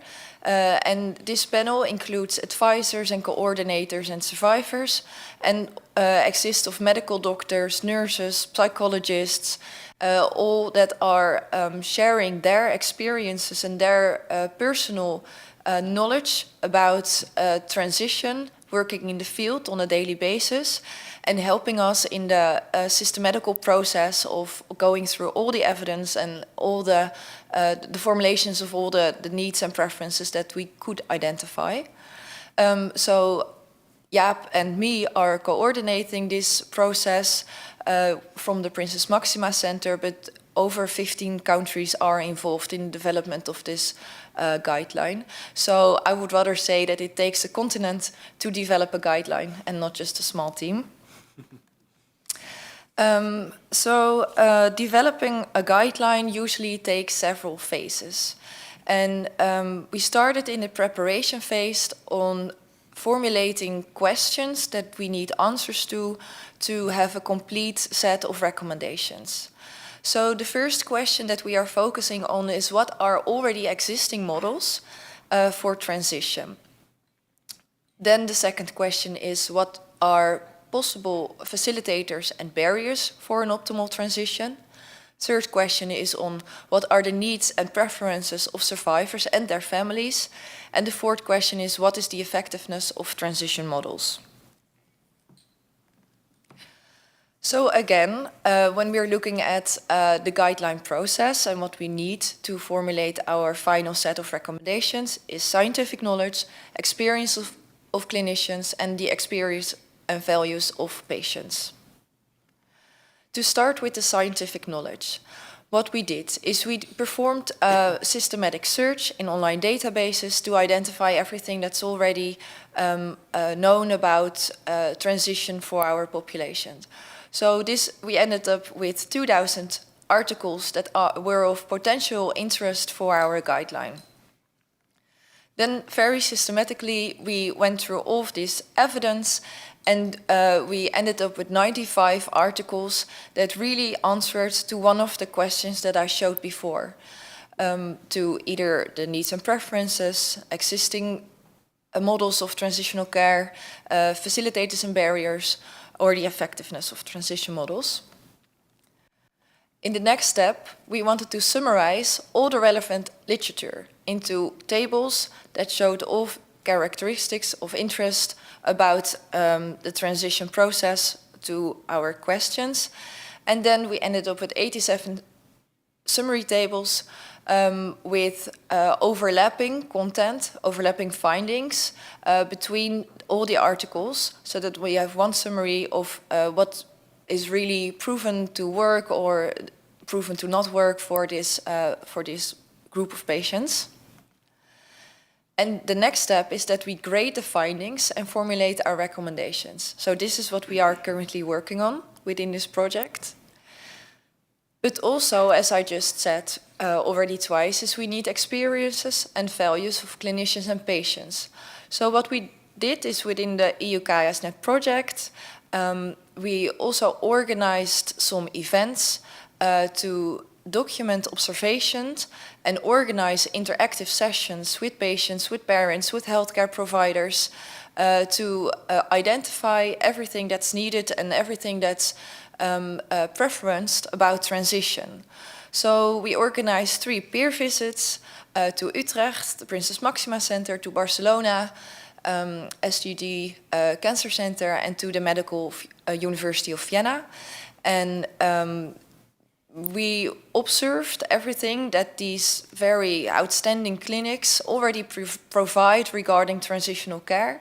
We asked the participants to document their observations, and we asked them very specifically, what do you see as a best practice, and what is more of, to say, of a bad practice, something that can be improved even in these outstanding clinics, and so that we can take this into account when formulating our recommendations, what's something that's really been preferenced by the community itself. But we also organized an online workshop, so we could collaborate with patients and collect their insights also about the needs and preferences. And finally, we aim to make a list of recommendations that are really specific for the transition process. So this recommendation that it's here listed in the green, this is just one example around the topic of the time that we should initiate transition. And this is a strong recommendation that says that it's recommended that survivors and their families should be introduced to the concept of transition early in adolescence, well in advance of the actual transfer of care and no later than 1 year prior to transfer. And then underneath, in the orange box, there's another recommendation that shows a tool to measure readiness for transition is reasonable for guiding extra interventions if required.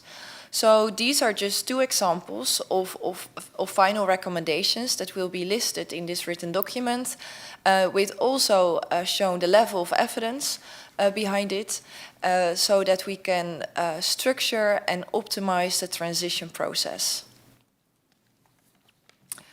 So in the end, a final document will be presented by the end of 2024. So when this project finishes in August, we will have the content available, but then to work this into a manuscript and to a final set of recommendations with the proper guidance and information, there is more time needed, but by the end of this year, we will have our final clinical practice guideline published in a scientific journal and accessible for everyone who's interested. But then we are not there, because what we already discussed before is that we also need to implement guidelines. And this is a difficult process. And what's so important that within this development process, we already have experts of 15 European countries involved. So one key to a successful implementation is have people involved so that they can share the knowledge within their countries, within their clinics, and really advocate for using these guidelines. So there are already 15 countries involved. And then we have, of course, also all other countries involved in the EU-CAYAS-NET project. So it means that we need way more advocates and way more people convincing the ministries, convincing the clinics, convincing everyone that we need to follow a guideline to deliver optimal care. And very shortly we will sign this declaration, this wonderful declaration, that also asks for funding. We need education about how to use and how to successfully implement a guideline and follow the steps in a guideline. So with this, I will hand over the floor to Jaap. Thank you, Rika. We have to wait for the final recommendations for a while, but of course it's important to share the insight the survivors shared with us. And as said, we did some peer visits, and Emilia and Alvine were taking part in this as well, so maybe you can reflect on that later on. But first, I'm here also to share those insights, but also to reflect a bit on my own personal experience.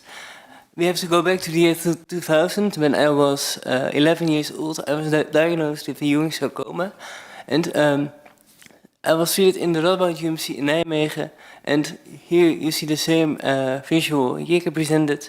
So my treatment started in 2000, and my transfer to the follow-up care was in 2005. And then my second transfer to the adult care was some years later, when I turned 18. And in all those processes, I remained the same physician. So my transition was very easy. At the same time, nothing changed, because I constantly saw the same physician, even when I was an adult.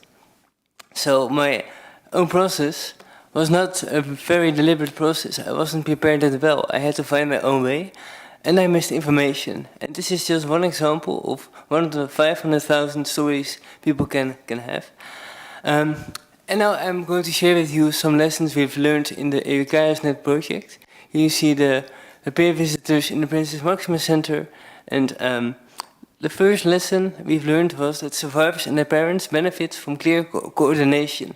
And they mentioned that the best practice can be like a transition coordinator, a dedicated person who takes care of the process, before transition and after the transfer. The second lesson is that the transition guideline and programs make transition easier. And I'm happy that in this project we have the chance to develop this guideline. Third lesson, the process should start early, and it's depending on the country when you start. Is it 12, is it 14, is it 16? But the lesson we've learned is it should start early enough. Fourth lesson, this is about the warm transfer, so a joint consultation between the pediatrician and the adult physician before the actual transfer is of added value, so that the survivor knows where to go when he is 18. And then the last lesson is that the use of age-appropriate information for survivors and their parents is needed. And then a recap of the webinar we had last week, where survivors and parents share their own experiences. And here you see what people encounter when they are in transition. It's chaotic. They have no clear information. It's unclear where to go. It's isolating, it's scary, it's confusing, and you see all those words which are not positive. And I hope that all the efforts we do in this project and the declaration we are going to sign as well is helping us to improve the transitional care facilities in Europe, to enable survivors to live after cancer, because it's about living and not about surviving. So this is my final saying. Life after cancer is not about surviving, but about living. And I think a good transition phase helps people to live and not survive. Thank you. Thank you, Jaap. Do we have any questions clarifying about what we are talking about? Is everything clear? Because we will be moving to the expert panel discussion there. That panel discussion will be in Lithuanian because everyone who's participating is Lithuanian.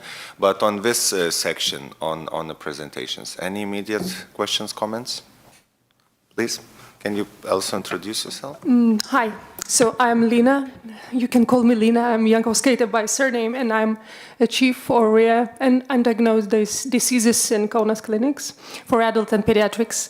I have a question for you, Jaap, I guess, or for Ike as well, because we were discussing about transition, but the thing is that sometimes, so pediatrician as a name is pediatrician, but in Lithuanian we have vaikų ligų, so it's children diseases.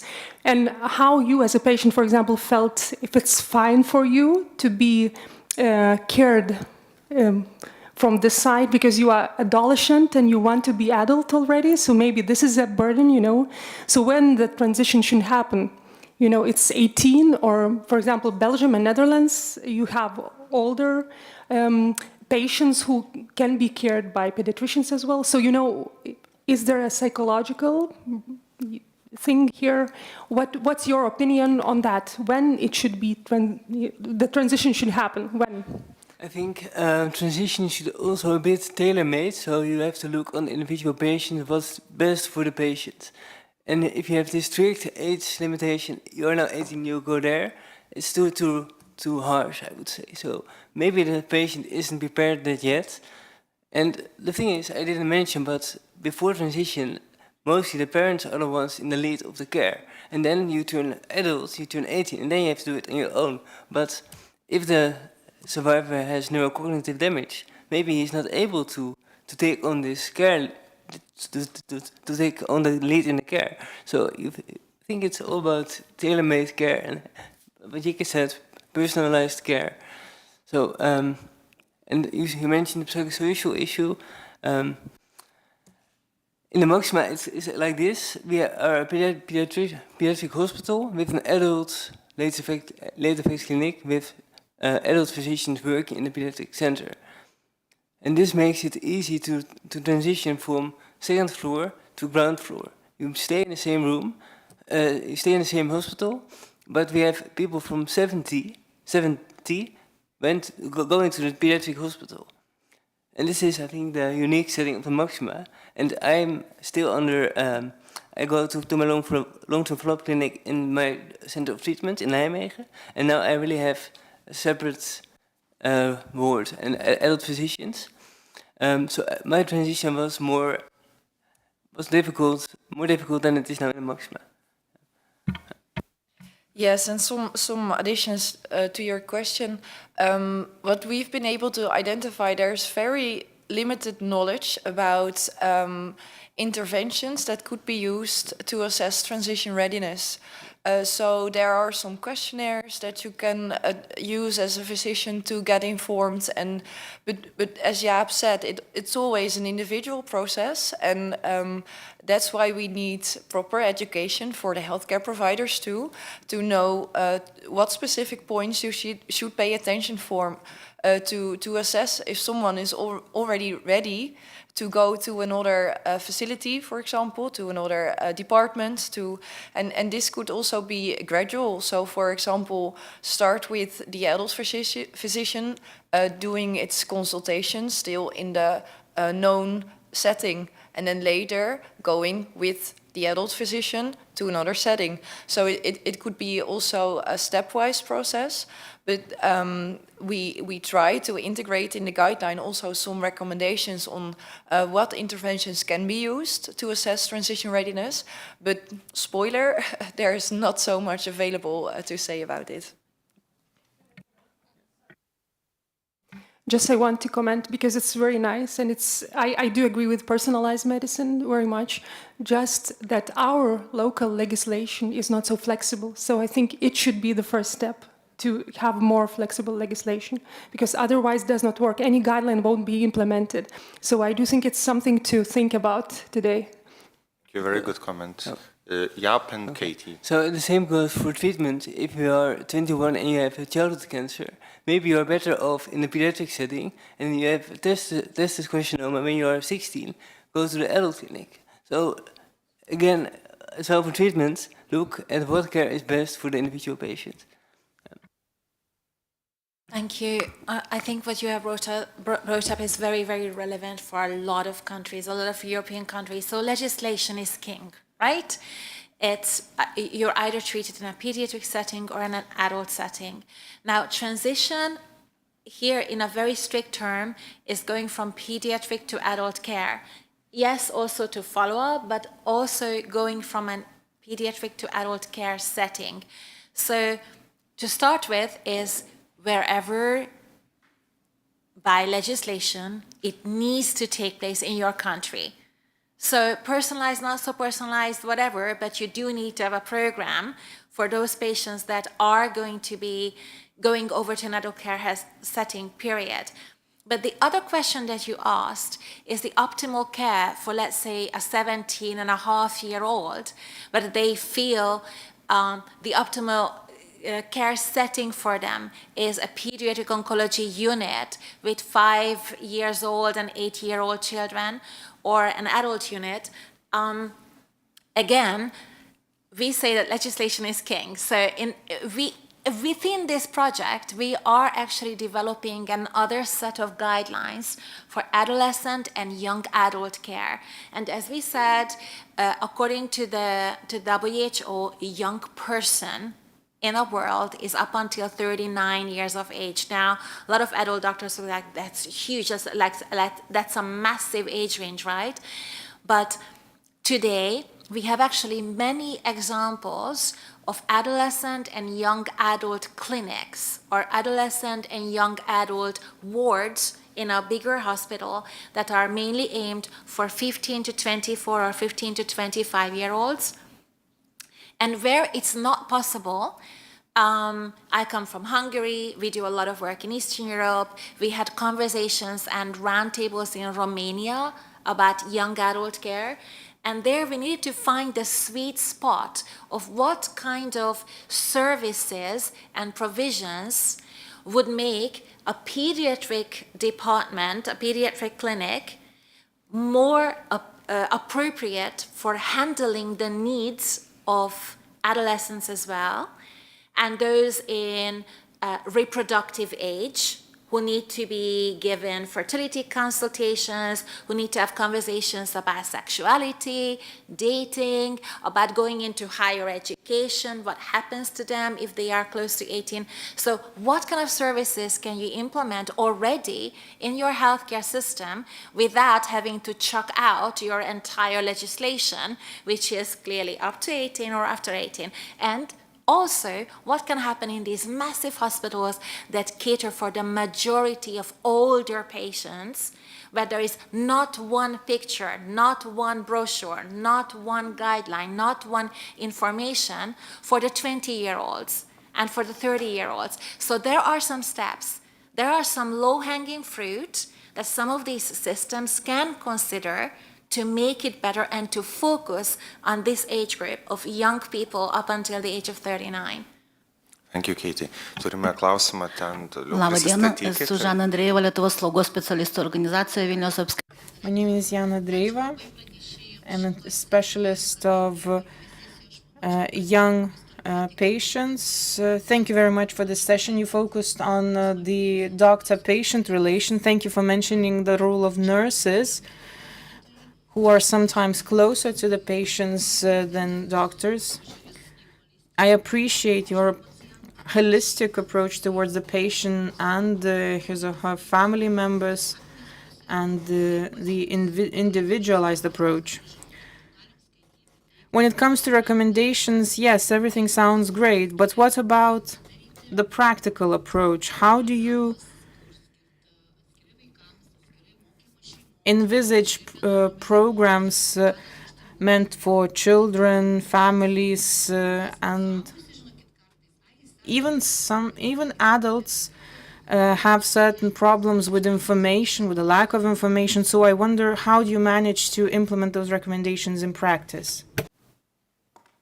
I can also maybe try to frame in a short question. So, Aš galbūt sutrumpinsiu tai trumpesnį klausimą. Galbūt būtų įdomu gauti jūsų patirties, kaip jūs organizuojate paramą pacientui, šeimai, platesnei bendruomeniai.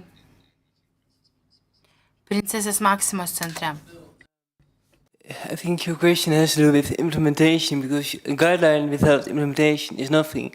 So we really have to have this guideline being implemented. And the chance we have with the second proposal we are now writing for the new grant of EU-CAYAS-NET 2 will hopefully focus on implementation of transition practices as a starting point. Maybe, Karina, you can add something to this?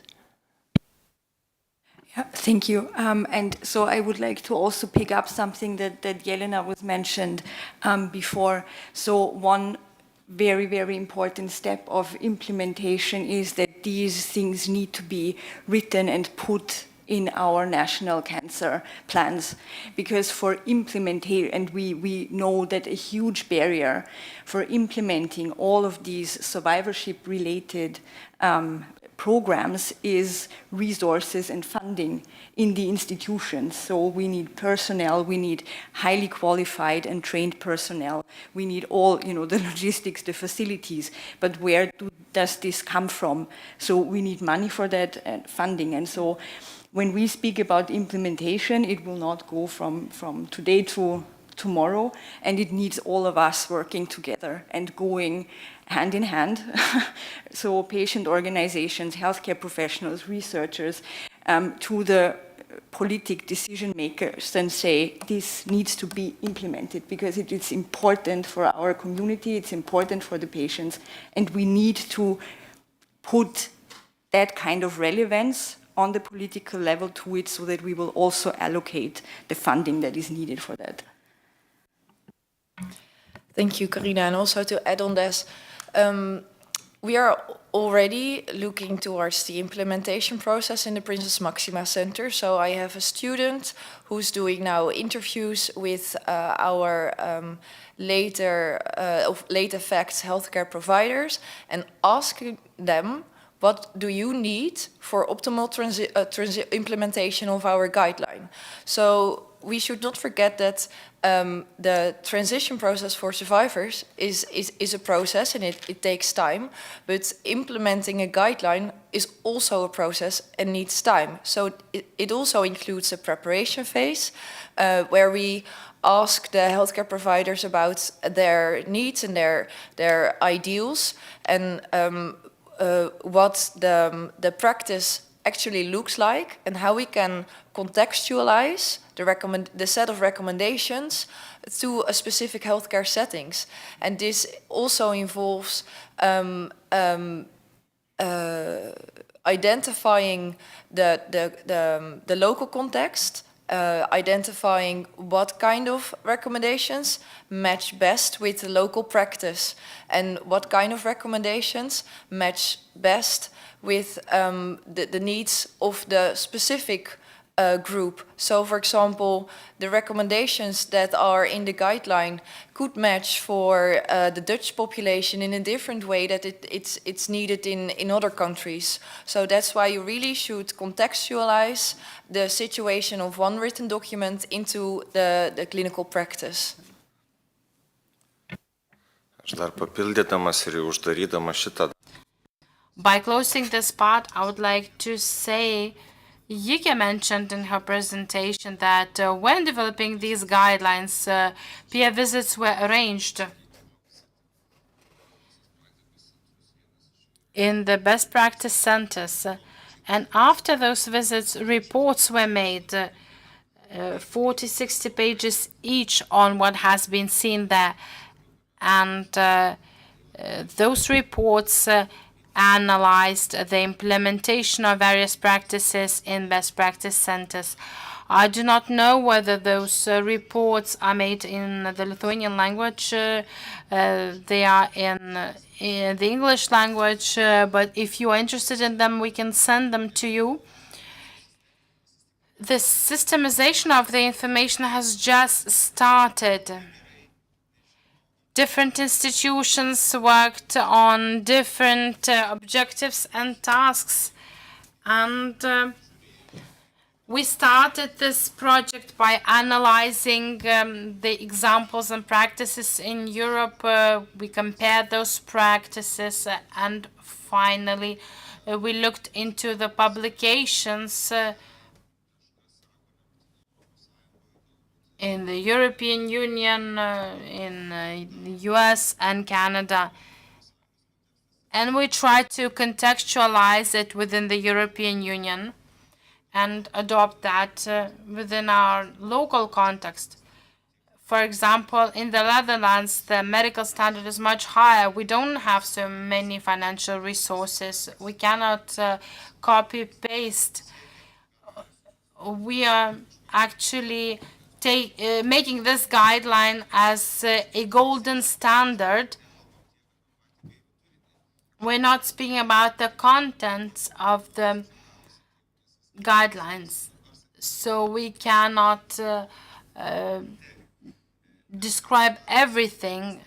Later on, we will have to publish it.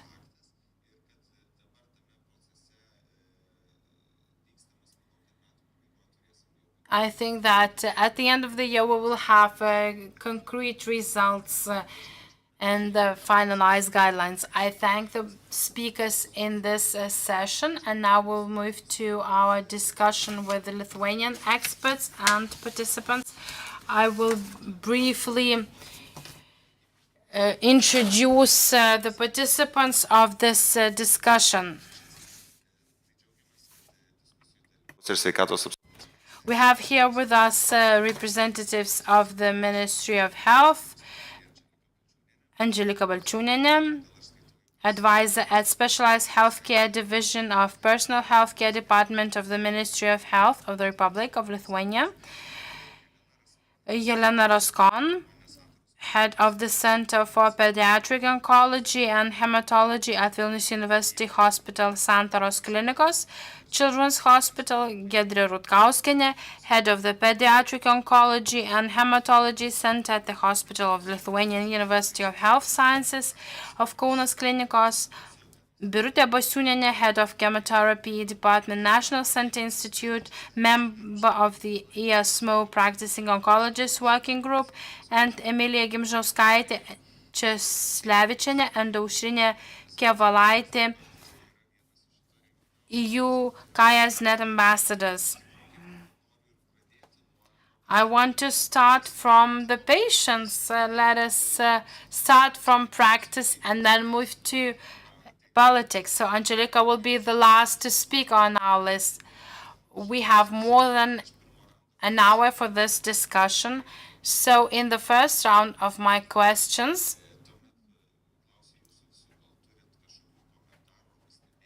After the first round of my questions, I will invite you to join the discussion. If you have no questions, I will be asking all the time. Emilia and Aušrinė, you are two sisters in this disease. You are members of this project. Could you share your personal experience, your treatment experience? How did you evaluate, or how did you see this transition in your case? And I think that you are professional in the healthcare system now. Could you share also experience on your studies? And in terms of your experience during the peer visits in different countries, I think that the best way is to see and to learn from the examples of other countries. Emily is ready. Well, thank you for your questions. I will start from my personal experience. I was diagnosed 12 years ago. I was treated in Children's Hospital, and at the age of 18, I was transferred to the adult care. When speaking about the transition in wider terms, personally for me, it was very difficult, and so far I'm fighting the implications of that transition. I saw the lack of information, uncertainty. I was not given any psychological or counseling support. One of the most difficult aspects in the transition was a different attitude of doctors.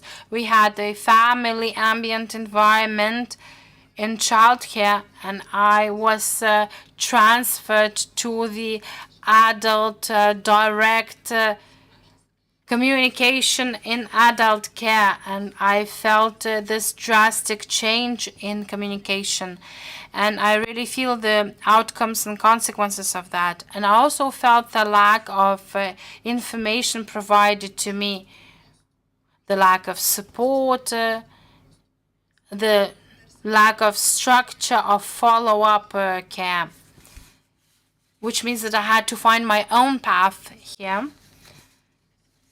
So this was a very complicated path, and I'm speaking on behalf of the entire community of cancer survivors.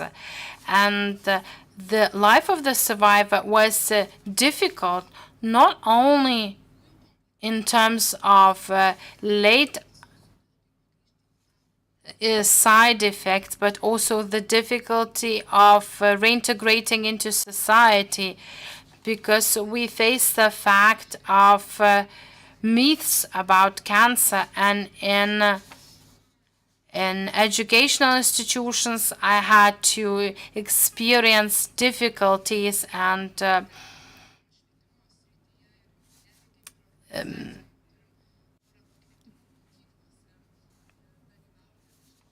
now we are working on our program of educating and training on the information of cancer.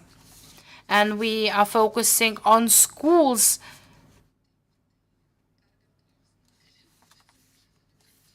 Could you remind me the question, please? What have you studied and about your peer visits? Well, I'm a general practice nurse,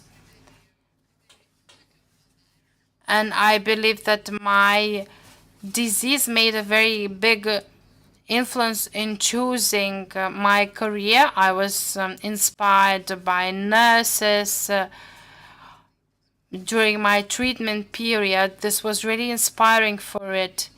And we have great examples of doctors, and this is really very inspiring. And in terms of our peer visits in all three institutions, we saw great cooperation among specialists. perfect communication.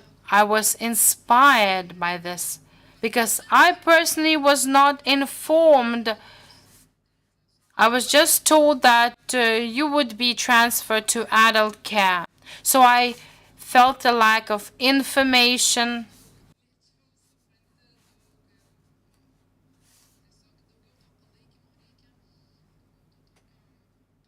And I felt that I needed more support and more guidance. And during the peer visits, I saw this communication among different health professionals, psychologists, social workers.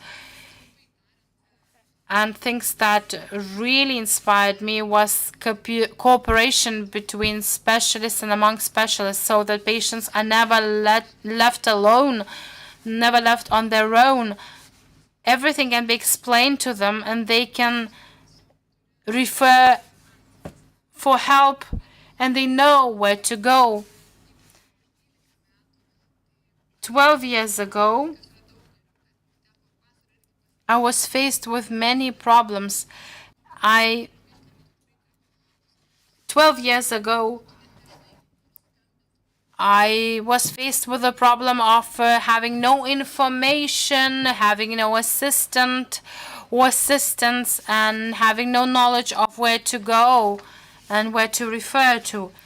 And during my peer visits, I noticed the abundance of information and help and assistance, and everything is in one place. And I think we need this in Lithuania. We need to go to general practice doctor to ask for different referrals to different specialists, cardiologists. But during our peer visits, we saw that all the doctors are under the same roof and you can get help in one-stop shop principle. Thank you, Aušrinė. Emilia. I'll try to do the same. So I beat my disease some 11 years ago. I was 14 at that time and faced many challenges back in the day. At first, those challenges were more related to psychological issues, because when you're a child or an adult, you go deep into everything. Questions about death and things like that. All of that forces you to rethink your image. I had to undergo many surgeries, which contributed in my changed self-esteem. So what I lacked the most was psychological support, so that there would be someone who would help me to return to reality.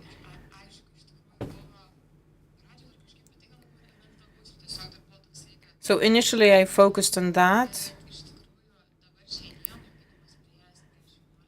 But now, 12 years after my treatment, I am facing more and more health-related issues, and I lack knowledge on that. 5 to 7 years after the initial treatment, I felt like I should forget about everything, and that's when I encountered the first further long-term treatment consequences. So I had some heart-related issues, certain neurological issues, and that was the moment when I didn't know who I should seek for help. The first problem when trying to find the right specialist was that specialists had little knowledge about the late effects of chemotherapy treatment. Many of those specialists that I was referred to didn't have knowledge of the connection between the treatment and the late effects of the treatment. I've initially developed certain cardiovascular deficiencies, and the first specialist that I've contacted said there can be no connection whatsoever between my chemotherapy treatment and my late effects. So they've diagnosed a certain cardiovascular disease, and apparently the doctors had no clue about the potential connection between my previous treatment and the disease that I've developed. So for a while I've received the wrong treatment, and through my friends I managed to contact an oncology specialist who quickly found the right treatment for my case. So we lack these specialized doctors in our country who have deeper knowledge on the chemotherapy effects. So as survivors, we lack the knowledge on the availability of such specialists. If I face certain organ malfunction, I have to know who I should address to tackle the issues that I'm facing. So we lack the knowledge on who we should be referred to and what is happening with us. So these were just some of the essential problems that I had to cope with.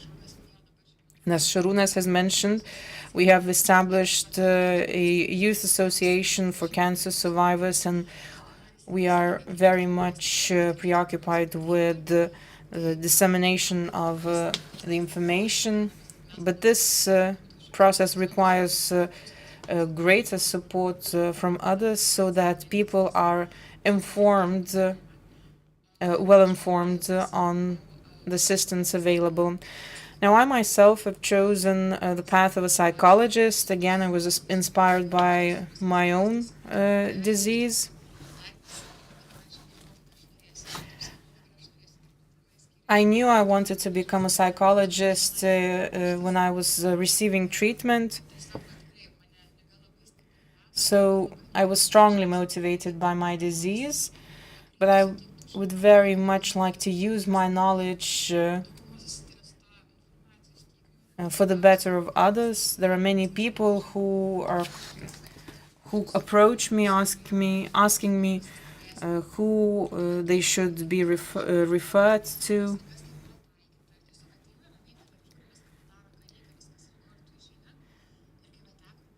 When you receive the consultations in a pediatric setting, you receive everything in a very calm and friendly way, and then once you're transferred to the adult setting and you're asked straightforwardly what kind of treatment you received and so on, these were the questions I didn't know how to answer to.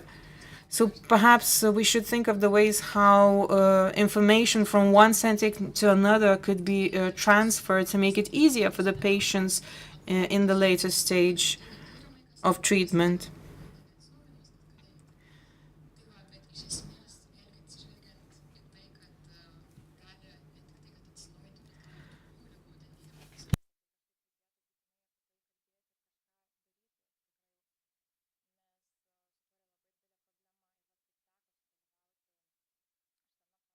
In the event of recurrence of the disease, it is very important to have all the information available. I know that elsewhere it is possible to get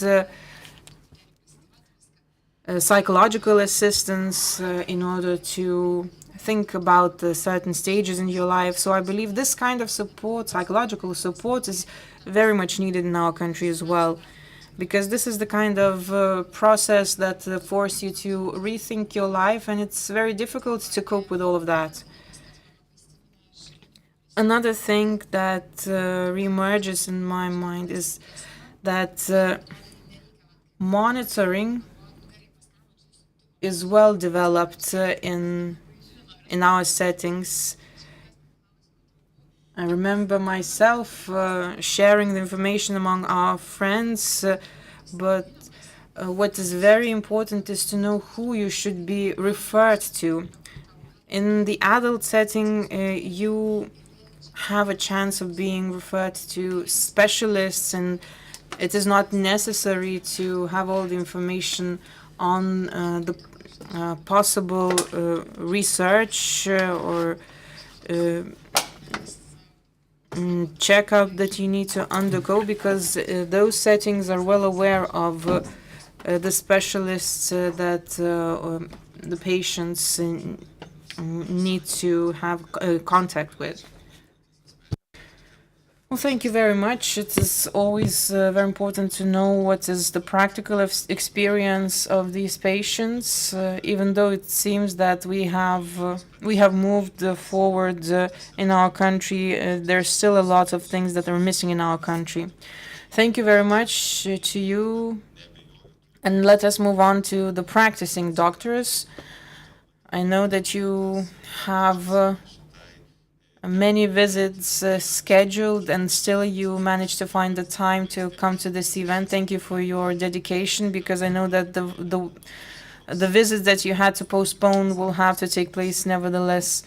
So perhaps let's start from Yelena. I know that you have a lot of experience in implementing these projects as well as in terms of improving the care settings. So what about that process of moving from pediatric to adult care settings? Are there any issues that you encounter in the process?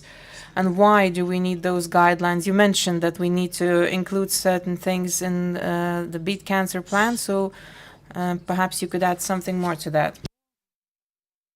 Yes, thank you very much. I believe the time we are spending today will definitely pay off. This is a high-level discussion dedicated to the transition from pediatrics to adult healthcare setting. And I believe we are moving in the right direction, and it will take more than a year to improve some of the things that still exist. From my own experience, I can say, and I mean the experience of Santaros clinics, I would agree with what the previous speakers have said, that psychological support for patients and for survivors, as well as for the family members, is missing.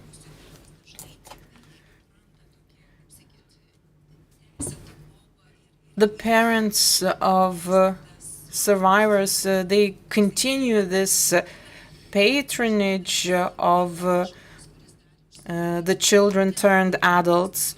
So this is where we are talking about the psychological support, all sorts of support that is missing. And interdisciplinary cooperation between the specialists, again, it's still lacking. So we have to raise the awareness among our specialists.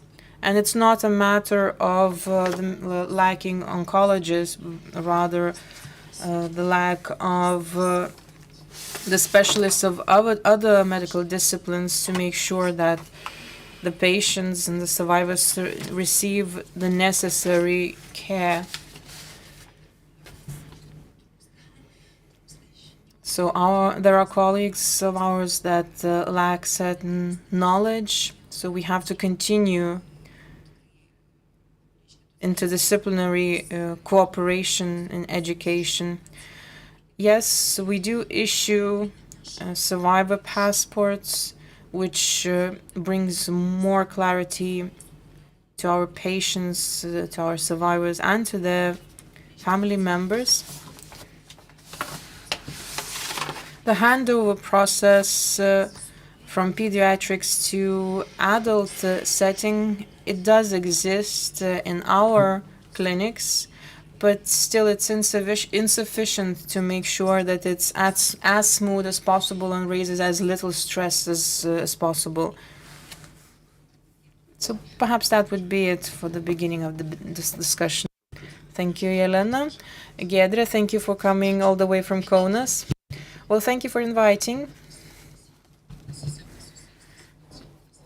It's not that often that we have an opportunity to listen to the needs and experiences of the patients. So Well, what could I say? Perhaps we are more experienced than Vilnius because we have been monitoring survivors and cancer patients for the past 15 years. All sorts of consultations are being organized within a day, during which from 6 to 9 specialists are consulting oncology patients.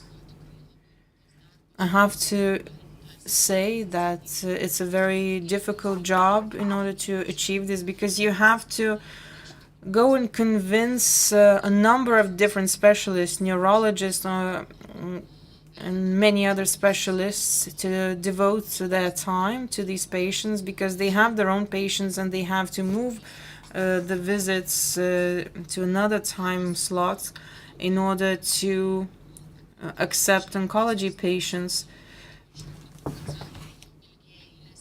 This also contributes to longer waiting lines for the specialists, and certainly not all of the administrators are interested in facilitating these services. Now, you girls, you've mentioned that there's a lack of information. Unfortunately, we don't have that information in our facility as well. We organize counseling with our specialists, which is part of the transfer process.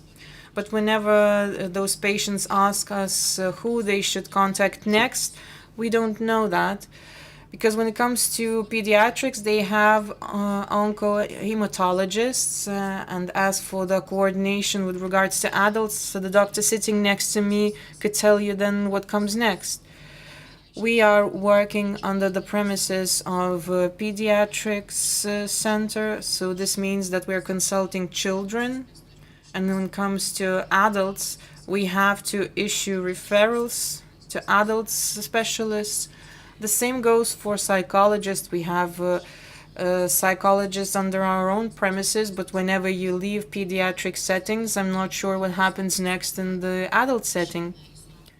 We often consult those teenagers, 15, 16-year-olds, but those that finish their treatment at the age of 18, who are not transferred to the adult setting, we don't know what to do with them.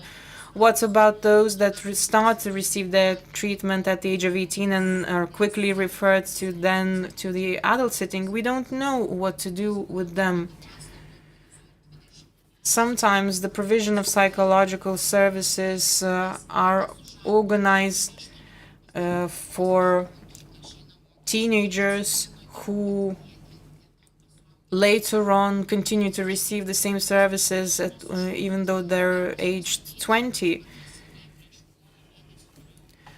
A couple of months ago, let's say, I had a 20 months boy, not a boy, a man, who's a student, who's no longer dependent on the parents completely, but this man needed certain exams, and so I had to organize those visits with specialists for him as well. So we just need to review the system of transfer as well as the payment scheme for these specialist doctors, so that we have greater interest in making sure that the administrator of the facility provides those necessary services. Thank you very much. Thank you for sharing sincerely the issues that you have. Maybe we'll be able to find necessary solutions. Now, Birute, what about you? You are dealing with adults, those that are aged 18 and 1 day. So what kind of issues do you see in your work when it comes to those patients that come from a pediatric setting and expect to be treated sort of like a child, but not necessarily like a child anymore? Good afternoon. Thank you for the invitation. Well, patients are actually raising these issues among Paula. We have to establish a new tradition in Lithuania. We had none in Lithuania. It is a pleasure for me to hear the voice, the international voice, the voice of my colleagues, and I can contribute on my side. While I work in the National Cancer Institute, we don't treat children. I work with tumors, and I don't work with hematological cancers. But I will give a broader view. How do we view people under the age of 13? So one of the group are cancer survivors who enter our system as a follow-up, and previously in the child care they had a very small group, but in adult care there are great flows both for doctors and for the nurses, and patients cannot receive so much focus as they previously used to in child care. But alongside with the cancer doctor, you also need additional specialists such as neurologists, cardiologists, and gynecologists. And another group of patients is the transfer of cancer treatment patients. And another group of patients that had one type of cancer and now are fighting another type of cancer. And we have the past story of treatment and have a new type of cancer. And we also have a group or category of patients with pregnancy and cancer. And before 39, we also have a category of patients with several types of diseases. For example, they have two types of cancer, and two types of treatment have to be adjusted. So the scope is really very wide. And we have to create the traditional based on foreign experience. We will be signing a declaration in order to have a momentum. So first of all, we have to understand that we need a holistic approach to that. In Lithuania, we have different specializations.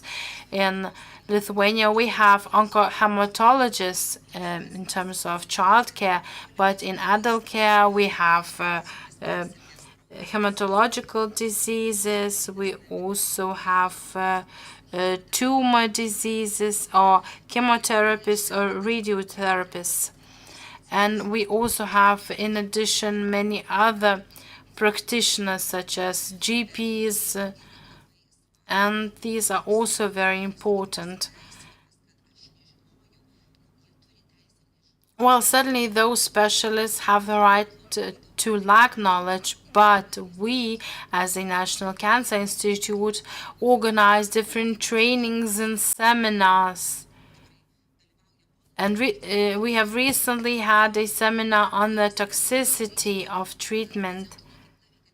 We have patient schools, and therefore we invite GPs and educate them. We have conferences, we have discussions, but there's a possibility for different doctors not to have this information. Another aspect is the diversity of diseases. We have 19,000 different cases of cancer. And we have the lack of doctors, we have the lack of specialists, we have the lack of nurses due to this hard work.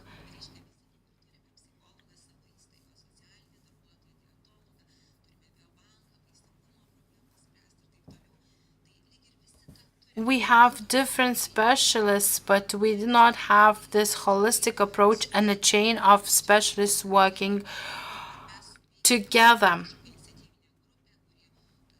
So perhaps we should establish an initiative group to facilitate the creation of this holistic approach. Another option is approaching different cancer treatment patients and having changes implemented. Patients also have their boards in hospitals, and patients can also work as administrators and navigators here. We are open for cooperation, and as far as we can, we will be able to contribute.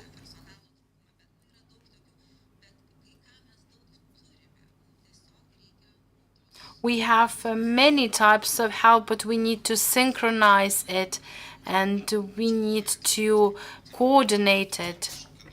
Thank you.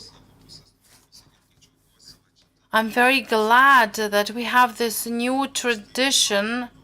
We have heads of medical establishments, and you are addressing the challenges that you are facing. And it is very encouraging that we can discuss our challenges and our shortcomings. Angelica, we understand that you are caught by surprise in this topic. This is a very specific area. We are addressing the issues that even lacks a framework in Lithuania. What are your insights from today's event? Thank you very much for the invitation and for giving the floor. First of all, I want to thank the speakers who presented their stories. It is not easy to do that, to do it clearly without some unnecessary emotion. So thank you very much for sharing your stories. Now, speaking about making this plunge into this topic, the transfer from childcare to adult care is not news for me, so this topic is something that I'm well informed. I think that medical specialists of rare diseases is the area that we focused most recently. In 2018, we had 50 new types of diseases.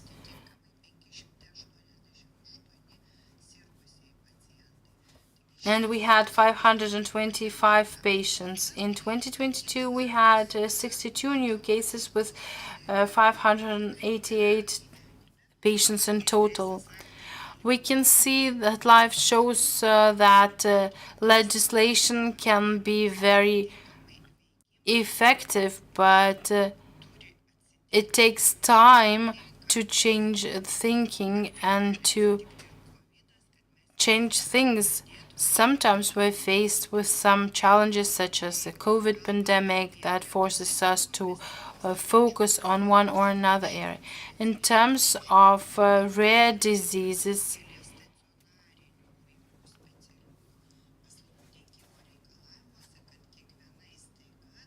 every medical establishment has to have an established procedure of transfer of patients from childcare to adult care. Well, certainly, your recommendations on the transfer will be also very helpful in the Lithuanian context, and I believe that we will be able to implement them in the most effective manner. Speaking about the flexibility of legislation, it's not easy, it's not very difficult to change the laws. You just need to have ideas how to do it, and we need to discuss the amendment of laws altogether.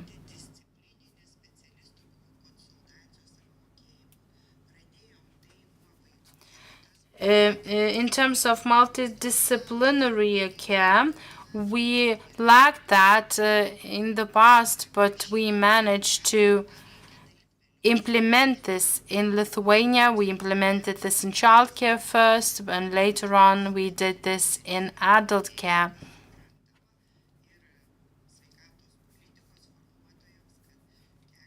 And thanks to the policymakers in healthcare, we managed to change the area.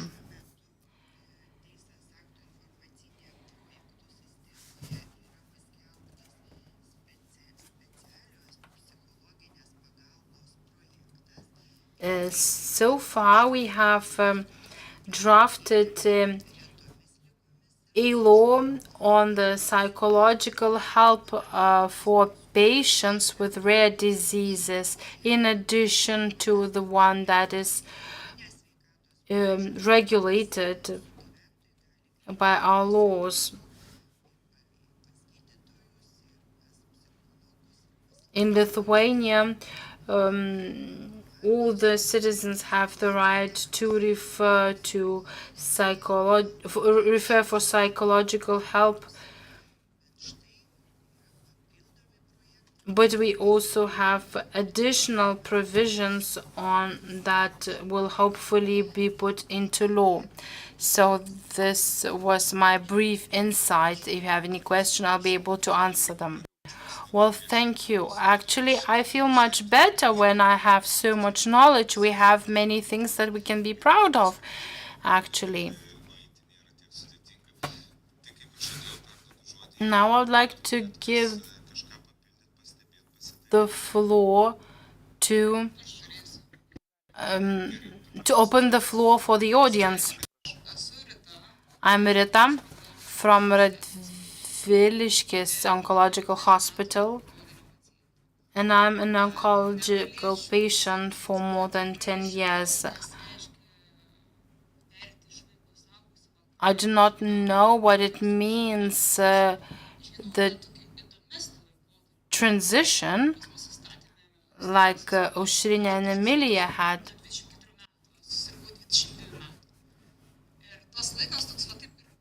I was diagnosed at 22. I was a young adult. And when I was diagnosed, I was a student. I was not an adult.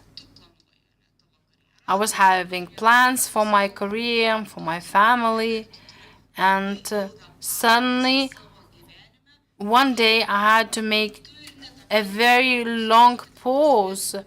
I remained in the same level of young adult. I did not become a full adult.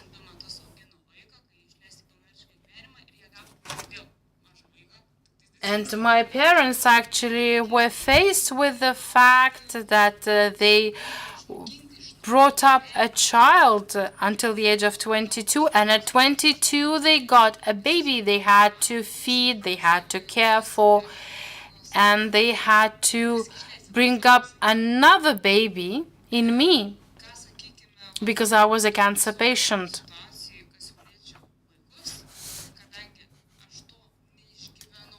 Well,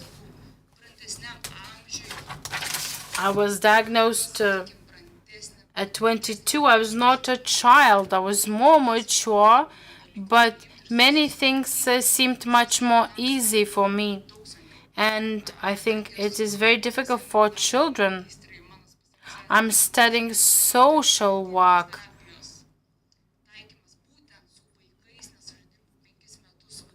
I have been working with children for 5 years, with children in care, and the emotional life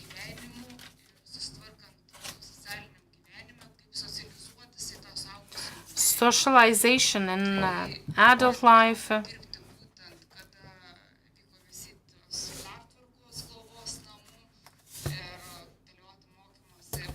and I was trained and had the opportunity to work during the transformation in our legislation when childcare homes were transformed into foster care in Lithuania.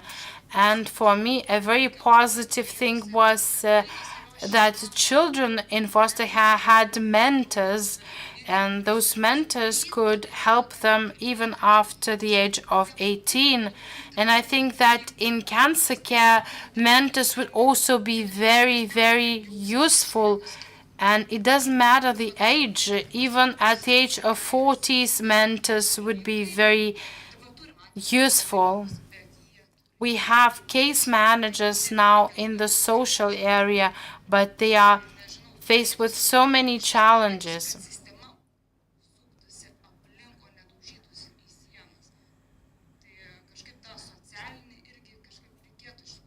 I think that social sphere should also be included in the medical care or care of patients. And we feel the lack of this unifying approach. And it is very encouraging that we have gathered here to discuss issues that are very important for all of us and to find this common ground, something that unites us. Thank you. Thank you very much for this strong comment. Elena? Thank you for your remarks and your stories. I thank Angelica. We communicate in rare diseases group, but I will give a different feedback that is not that positive. In my opinion, everything goes down to funding. And when we speak about any service, we have this fragmentation. We have this fragmentation of different services and this disagreement between services.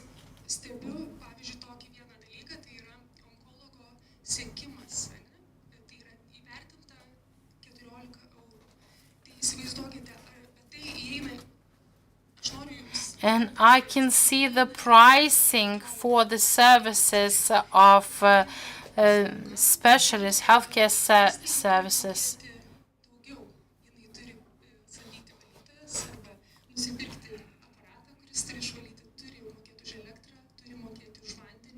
But actually, this cost is much higher for the healthcare institution.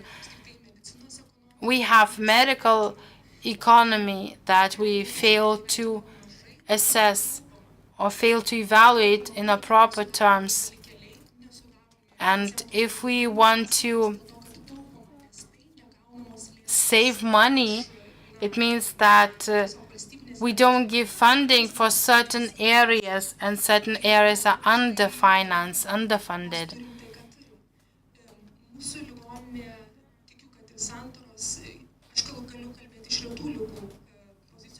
From the position of rare diseases, our hospital is working very hard. I represent the administration block, the coordination of the rare diseases. And we are engaging in the activities that are not funded by the Ministry of Healthcare.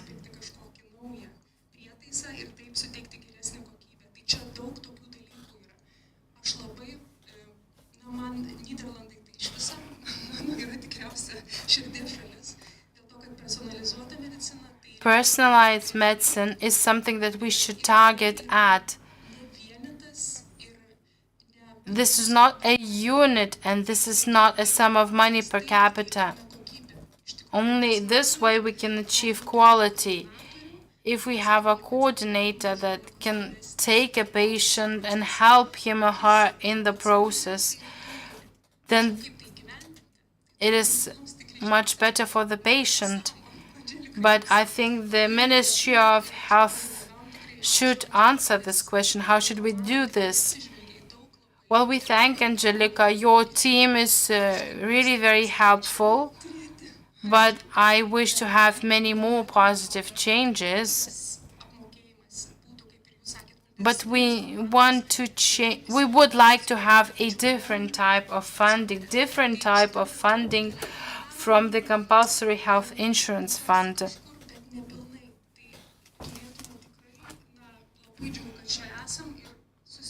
I'm very happy that we are here today now, and I think that we have to unite for change. Yes, so I guess we should find ways not to improve this or that, but rather to merge everything that we have for the benefit of everyone.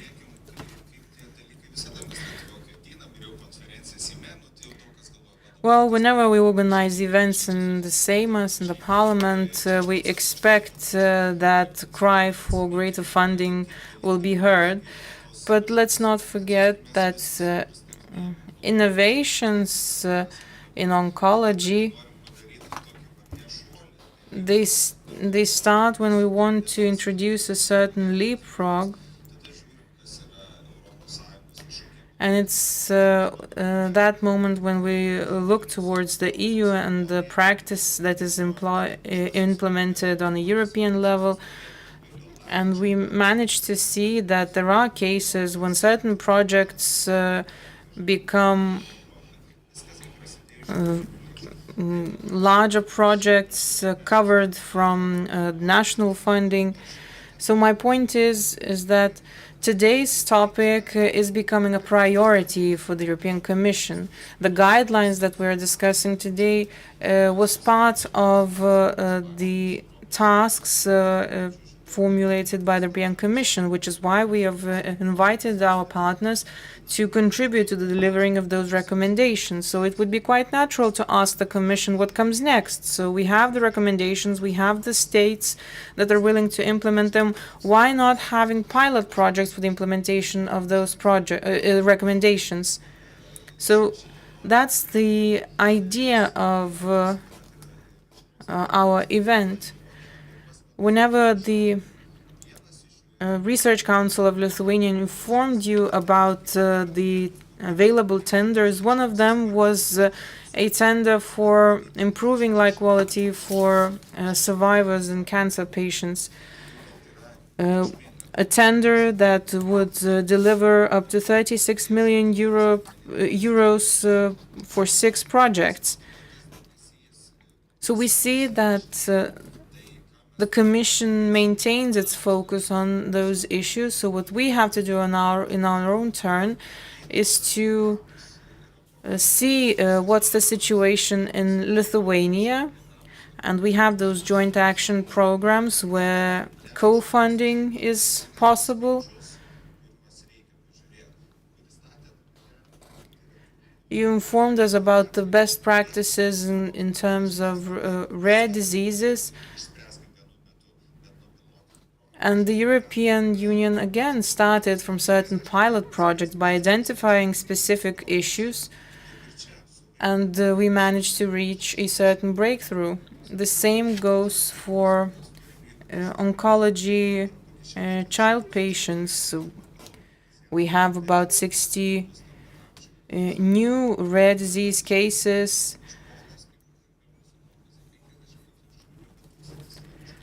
We have 50,000 cancer patients, with 1,000 of them being children.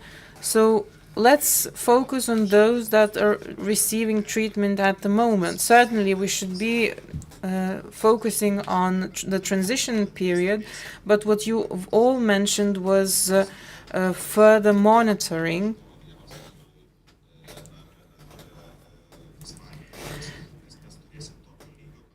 We will have another conference, a similar conference, I'm not sure, Spain or elsewhere, where we'll be focusing on those issues. So that's where our recommendations will come from.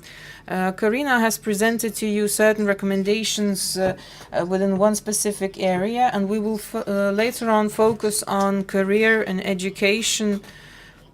and recommendations within this particular area.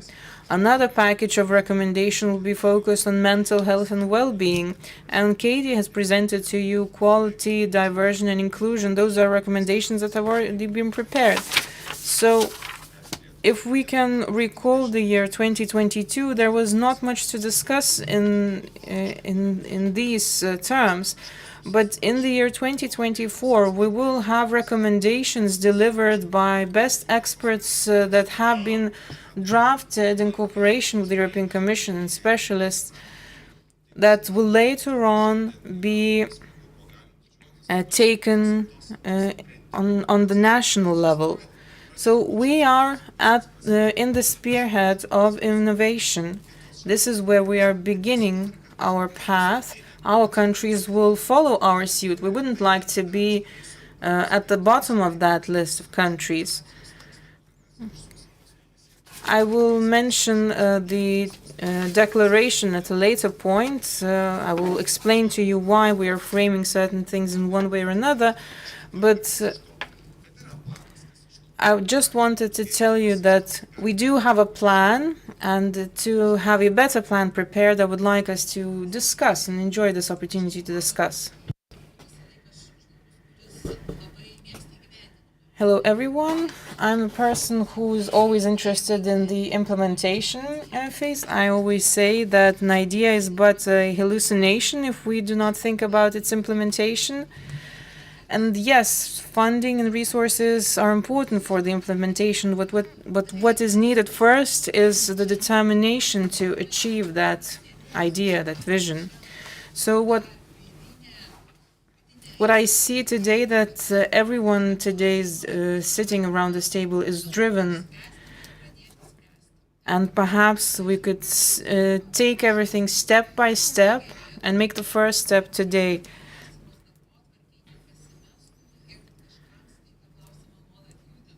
And it is important that we keep asking, that we keep pushing forward with those issues that we are addressing today. And the owners of those issues that we're addressing today could be the support, Cancer Patients Support Association, or POLA, as well as Child Oncology Patients Association, because these are the institutions that are in one way or another connected to the healthcare institutions and facilities. Angelica, I know, is also connected to the studies of physical activeness, which is also connected to quality of life. These are the people who, through personal experience, can join their experience with their professional knowledge and practice, professional practice. From what I heard today, health issues are overlapping with social issues in this field. So we should definitely make an effort in combining social and medical services. And I would like to appreciate the efforts of Rita, whose association represents the Association of Patients. And apparently the personal experience is what affects the person's professional approach. The idea of having a mentor is a wonderful example.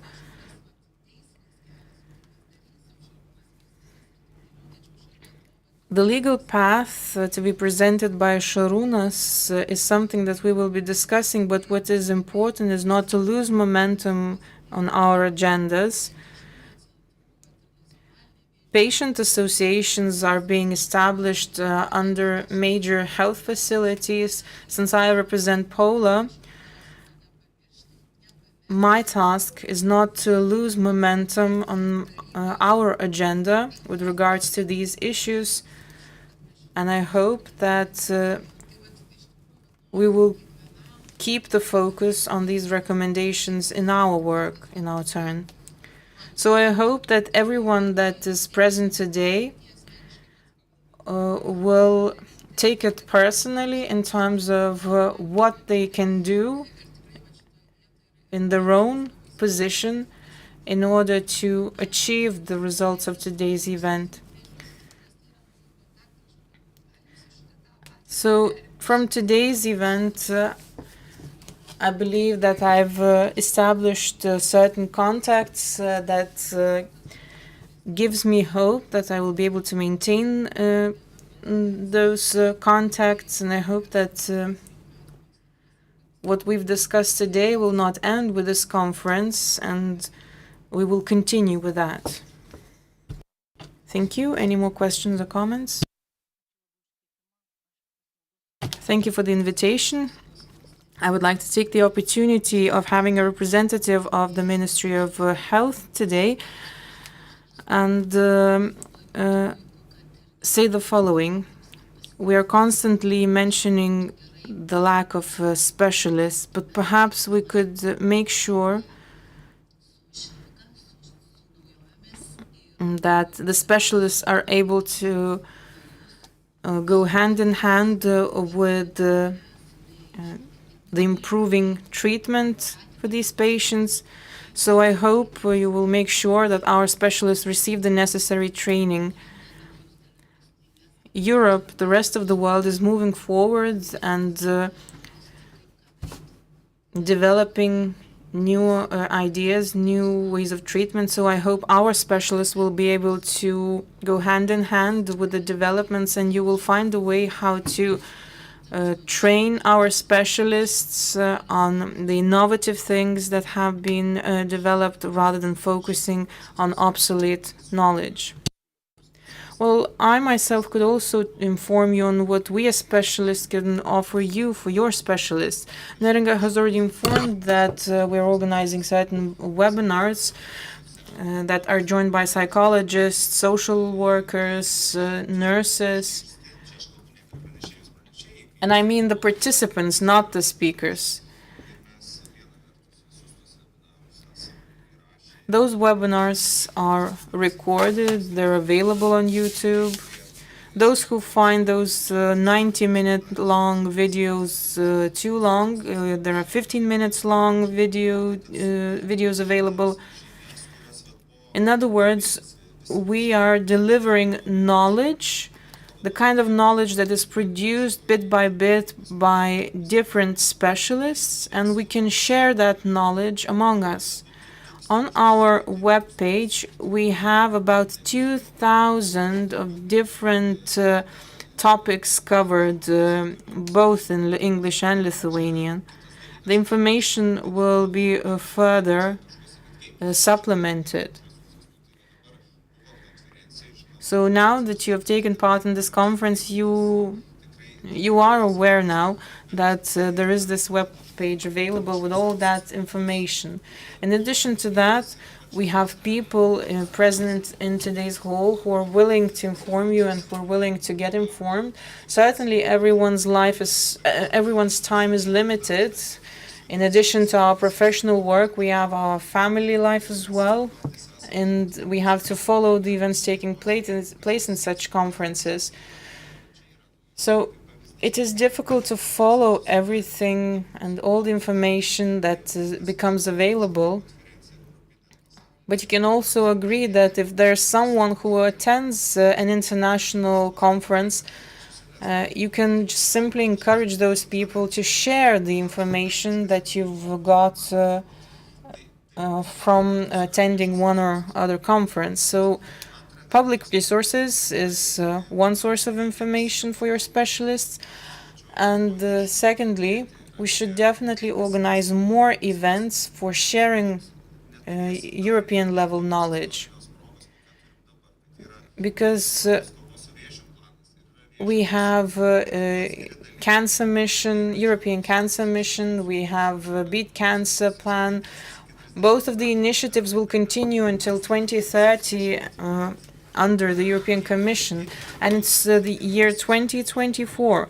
Those tenders, they have a certain goal, which is to save more lives, improve life quality, assist young patients, something that associations represented today are working for and have been working for many years.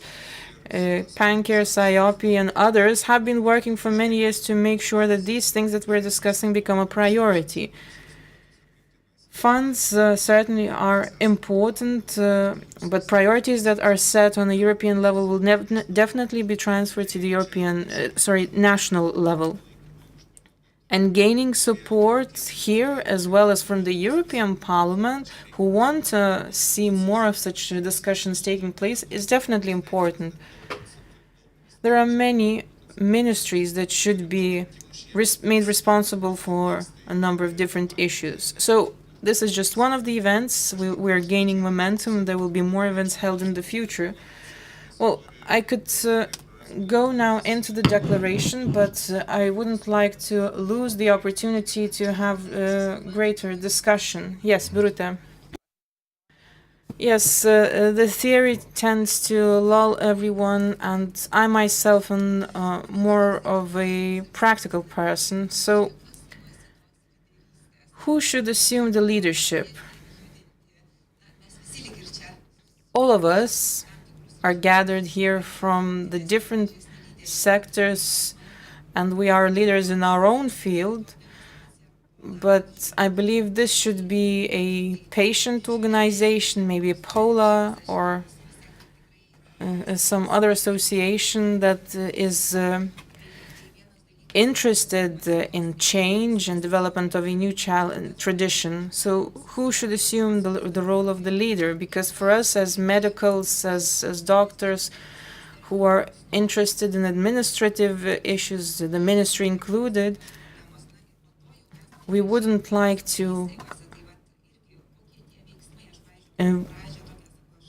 point to the issues that we fail to address in the future. Today we've heard some of the solutions that are not large-scale administrative decisions, but we are talking about the voice of patients that needs to be heard, and we're also mentioning the lack of information. I am also engaged in different international activities, and we're organizing discussions, joint discussions, but we lack the information, let's say, on the oncology, on patient passport. Again, this is something that I'm also lacking information. So what are our next points of order? What is our next action? So perhaps we should have some kind of a coordinator, one person, because we do have the different specialists available, including psychologists, dietitians, pediatrics. The voice of patients is also heard. Certainly some things have to develop in parallel. Perhaps I'm too philosophical, but I know that once I go back to my own institution, I have to report to the director as to what needs to be done next. So what is our plan? Well, this is the most important thing, the taking on the leadership. Yes, and agree that we started and we have to lead forward. I understand that the organization that has been organizing this for 6 months, and I think that Paula will be the leader here that will guide and help Cancer Youth Cancer Europe organization. Because we have a huge community of 50,000 of survivors, and we know the rule of the games. We know how things should be done. We can develop partnerships. We'll continue doing that, and want to crystallize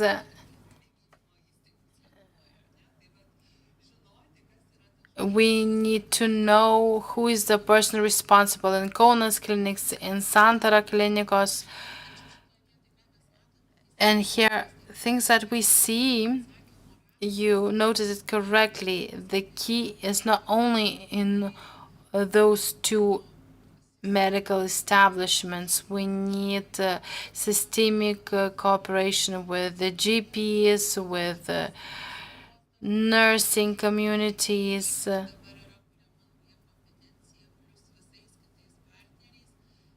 and all other partners. And we know we have possibilities of receiving funds in different areas in terms of medical literacy improvement, and we have to make an action plan, what needs to be done until the end of the year. We might meet once in 3 months.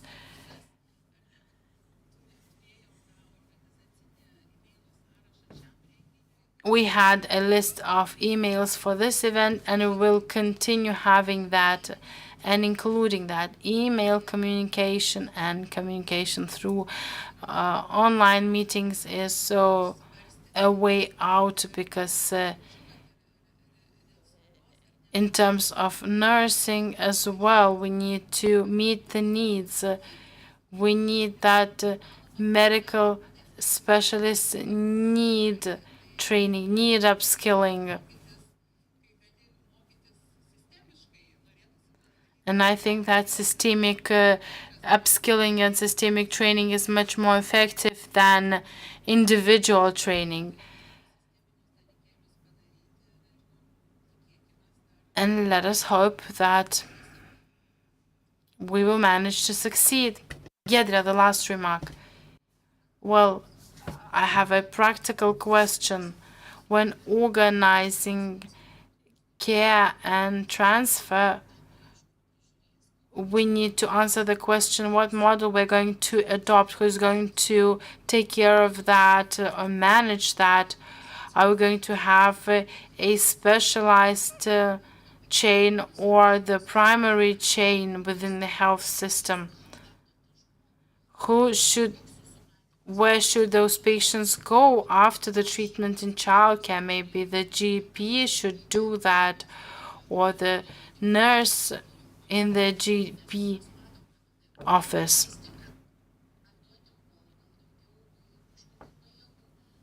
What should we do?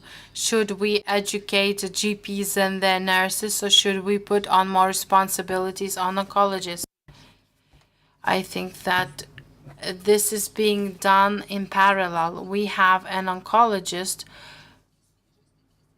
who's responsible for follow-up treatment, and there are specific treatments that are treated by the specialists, but there are secondary diseases or secondary disorders in the cancer treatment that can be only treated by GP or followed by the GP.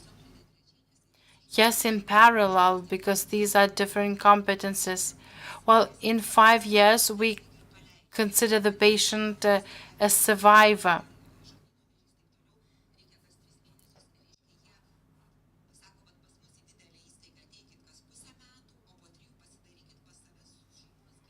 And for example, in our case, in some cases of cancer, the more regular follow-up treatment or follow-up monitoring is done in cancer centers, and the long-term follow-up is done by outpatient clinics or GPs.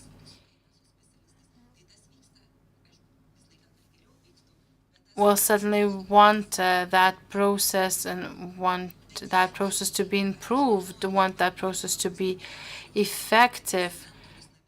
But we don't have this mentor or navigator who is responsible for navigating.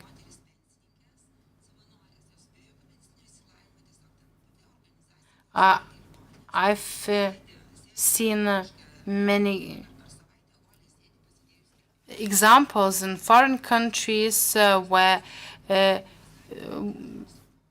hospitals have navigators that help patients, and those navigators work on a voluntary basis. This is not a professional help, but we have similar examples in other countries. Well, it is a pleasure to see this discussion. I would like to give the floor to the member of the Sejm. I just want to mention that last week I've met representatives from the Silver Line, and we spoke about the employment of retired people in Lithuania, senior citizens in Lithuania, and voluntary functions of these people would be very helpful. I'm also representative of rare diseases, and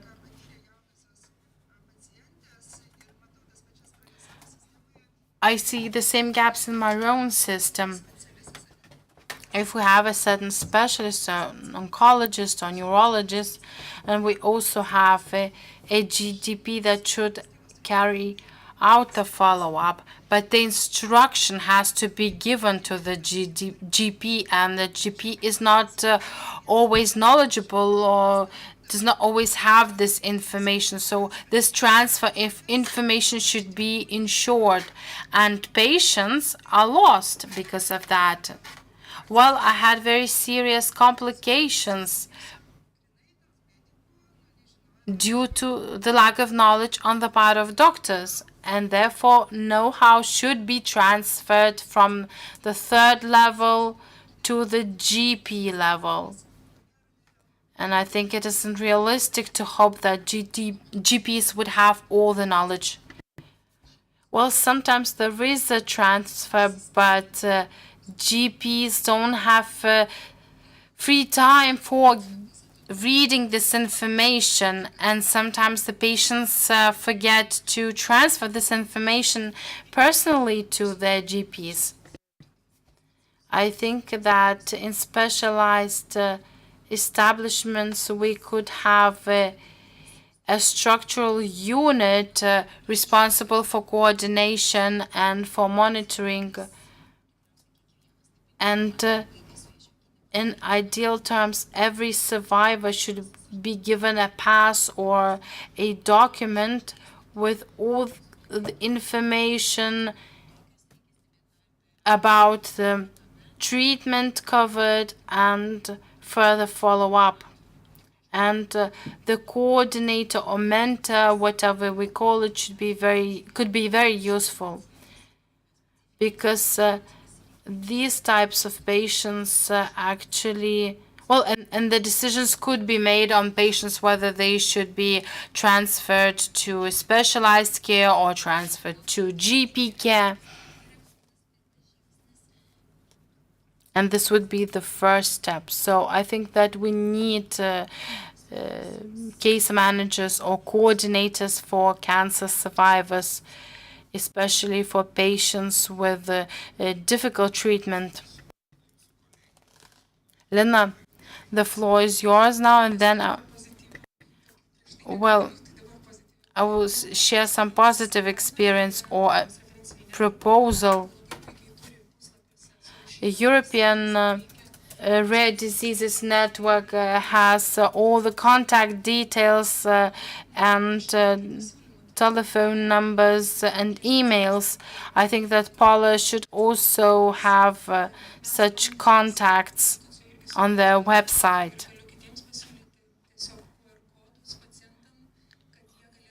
In our institution, we established QR codes for our patients with all the information necessary for them.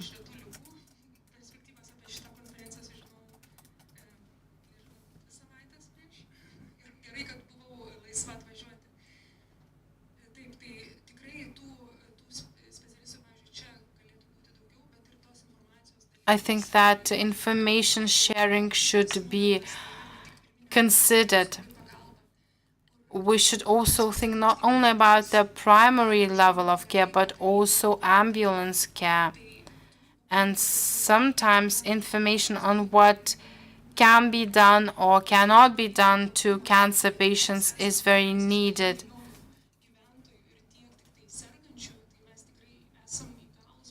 And I think that in Lithuania, with a population of 2.8 million, we can really do that, so that we have a booklet prepared for ambulance services or emergency services.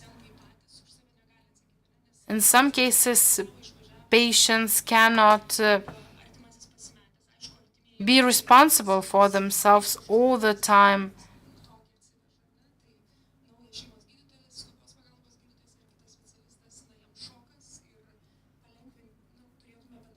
And this would really, those guidelines or this booklet would be very helpful for our doctors, for emergency doctors. Hello, I'm Elena. I do not know what I'm representing now. I'm a nurse. I see and I hear many beautiful initiatives from very different areas.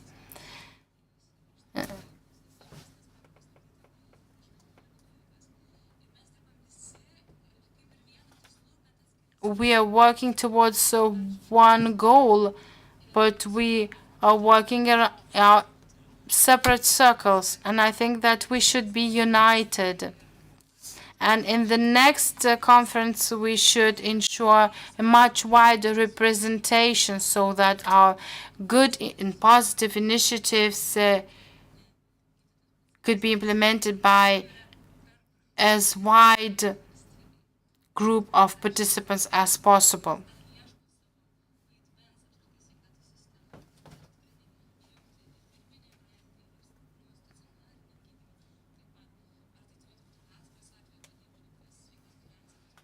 No matter what option we choose, we have a legal basis that we fail to implement, and the first step is implement what we have written in law, and we should cooperate.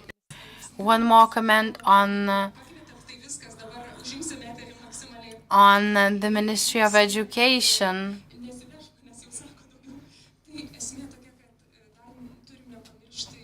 We should not forget young colleagues in education studying medicine.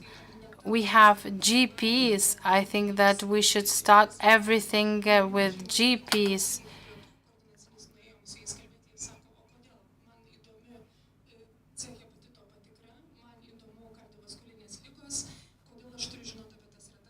And very often, GPs are very resistant to this knowledge of rare diseases, for example. And I think that we should start this education from the very early stage in medical universities. In Vilnius and Kaunas, we have research base, but we also should have the education base there.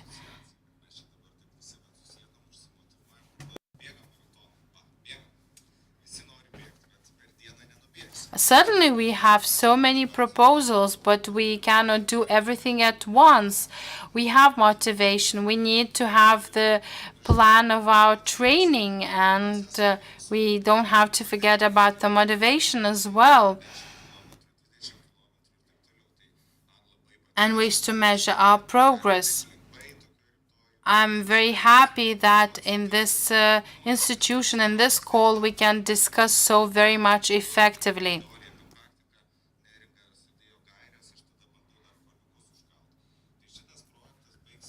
Well, this project will be completed in August,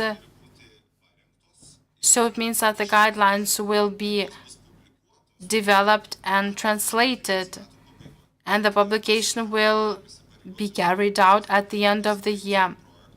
At the end of the project in September, we will send concrete documents or papers of these practices for the participants of this event.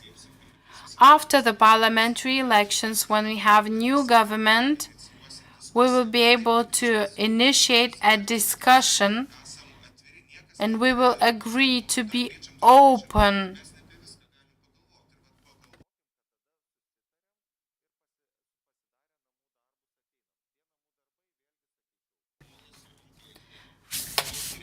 I think that we should cooperate with Paula and with Youth Cancer Europe. And we have to think of items to be included on the agenda. And we have to have a certain political document. And we will give this document to the ministry and other establishments and other institutions. And thanks to the help of members of parliament and medical establishments, we will be able to establish our own model. We should also share responsibilities. And you spoke about booklets and information. I think that this is not the task of hospitals and treatment centers. I think that this is the task of patient representatives, and we have been engaged in that. Your task as hospitals and treatment centers is to revise those booklets.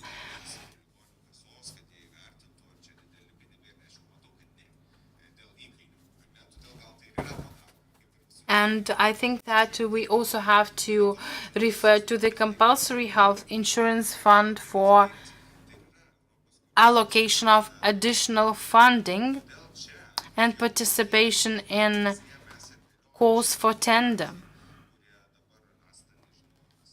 We have prepared a declaration, a Vilnius declaration. I will read it in the Lithuanian language. We've sent it in 2 languages, in Lithuanian and English, and we invite you to sign the declaration.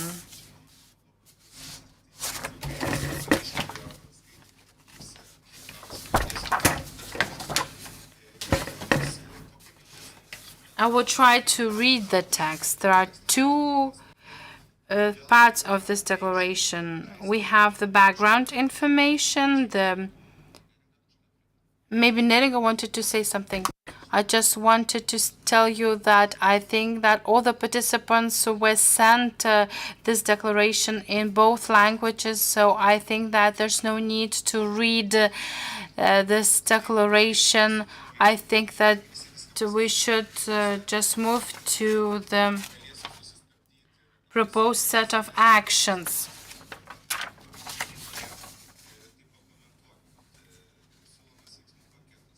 So, the below-listed proposed set of actions addresses the critical gaps in transitional care for young cancer survivors, ensuring they receive the necessary support as they transition from pediatric to adult healthcare systems.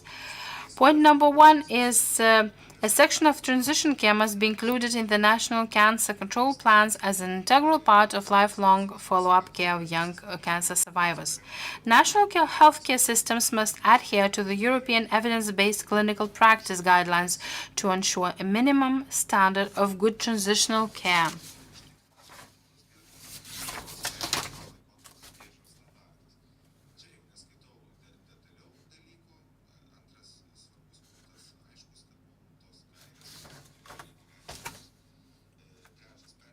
Third point is transition programs must be designed and implemented to provide tailored support to young cancer survivors.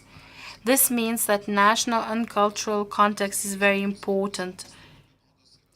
All the guidelines will not be equal for all the countries, but we need to contextualize the guidelines and to adapt them to our own local experience. The fourth proposal is that the development and implementation of transition programs must be supported via joint action programs between the European Commission and national governments. We hope that the European Commission will have its funded projects and joint action programs could also be implemented with the help of the government. You can see that we will see progress in several years' time here. But if we work consistently, progress can be achieved. Vanessa.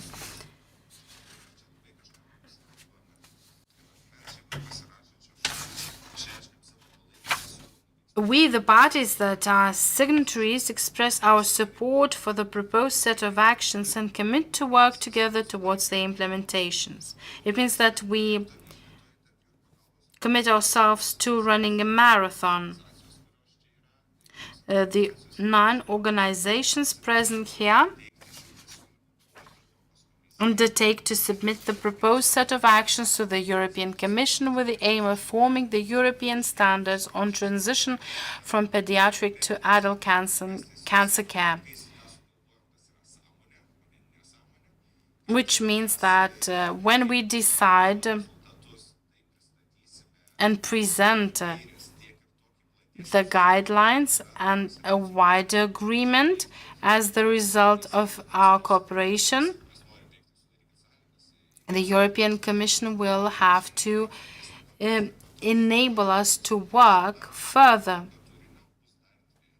We will have further 2 declarations. One will be signed in Vienna and another will be signed in Barcelona.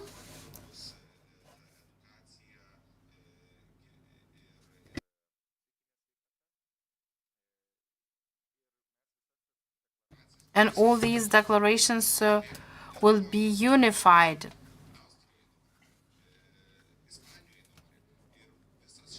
With all those declarations signed in Lithuania, Austria, and Spain.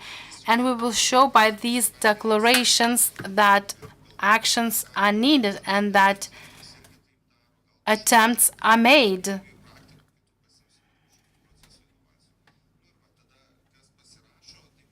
And we also presented the signatories of this declaration, and we want to ask you to put your signatures under this declaration.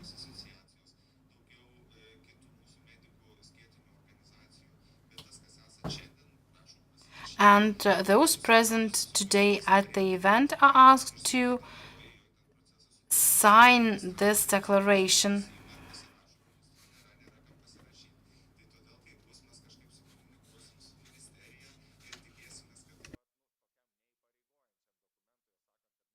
The ministry unfortunately cannot sign this declaration because only the minister can be the signatory. I think that Monika Švenskienė, member of the parliament and the host of today's conference, will sign it, together with Laura Pekienė, Helena Raskon, Giedrė Rutkauskienė, Birutė Brasiūnienė, Emilija Gimžauskaitė Česlevinė, Aušrinė Kevalaitė, Keiti Rizvi, Karina Schneider, Ike Vams, Jabden Hartog. Aš pasirašysiu taip pat kaip Youth Cancer. Aš pasirašysiu taip pat kaip Youth Cancer Europe kūrėjas ir pirmininkas. Toje vietoje aš tiesiog I will sign it also as the founder and chairman of Youth Cancer Europe, and I will ask Neringa Čekienė, managing director of the Lithuanian Cancer Patient Coalition Pola, to sign this declaration. And after signing this declaration, please don't run away. We'll have a family photo afterwards. galim laiką taupyti ir Okay, so I invite everyone to go one by one and put your signatures on the declaration at the back of the hall, I believe. And let's move on to the closing remarks. Okay, so I guess I will start, and Neringa, you can follow after me. So as I have mentioned, as a representative of the rare diseases, I can say that it seems quite natural that when the time comes, you will receive an SMS informing you that a certain doctor's visit is pending, although my experience demonstrated quite different. I remember myself saying, you know, I had to refer to this or that doctor, but I was told that you have to first contact your general practitioner, and then your doctor will refer you to a certain specialist. But then when I said that my doctor told me to go this way, then the registrator said, well, in that case, okay, let's see what I can do about that. So this is a rather new topic in the healthcare discussions in our country. Certain terminology is even outdated in our legislation in terms of inclusion. And so it is strange that the system in the hospitals, which could be rather smooth, it seems, apparently there are certain gaps there as well. And again, from my personal experience, I can tell that one friend of mine who had to go through oncological treatment told me that, you know what, Monica, if you had breast cancer and you had to go get certain treatment, you wouldn't find a toilet there. So the same things about could be said about disability. Whenever I had to find the toilet while receiving inpatient treatment, and I asked for the toilet for a disabled person, I was informed that the toilet is available in the ward, but that toilet was not adapted to my needs. I've also noted down the lack of resources for long-term goals, and today we have started a discussion on that, which is a positive thing, because once people fall ill with an oncological disease, they have a different angle on their lives. And my own experience is a proof of that, because I feel like an older person among the people of my age, because I am concerned about certain things while others are simply laughing from those things.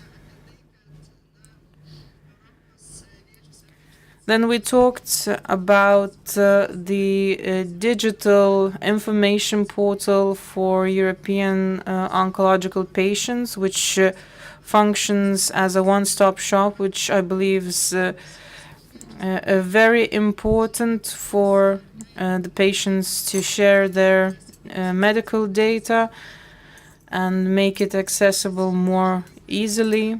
We also heard about the advertising campaign and the buses that are informing people while traveling across the country. And another good and positive development, we heard about the presentation of the CAYAS project. We are a leading country in delivering this project. And we also discussed about certain additional health-related issues that are not being addressed for patients, for oncological patients.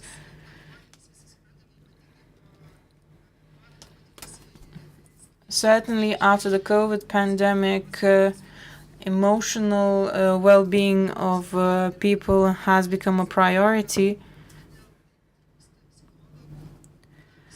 And this could perhaps explain the lack of psychologists, but we know that specialized psychological assistance model has been developed lately in our country, which we had some issues with it, but it's now being repaired. lack of know-how of our specialists, another issue that was addressed today.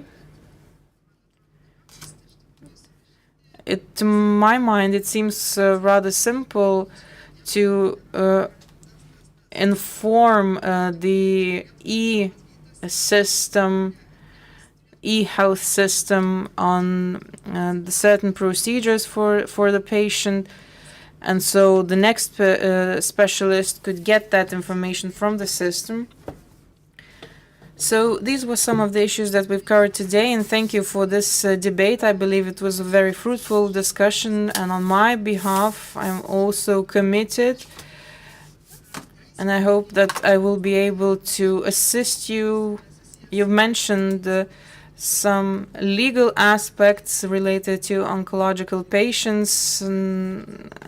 I reprimanded them why didn't they approach me earlier, and I was told that perhaps during the next legislative term those issues will be addressed. So certain legal issues I will try to look into as well. Thank you very much. I believe those people that care from the bottom of your heart, those people that are the ones that are driving the process and are able to assist the most. And indeed, thank you to Ms. Oshmanskine, who definitely cares, because it's in your nature.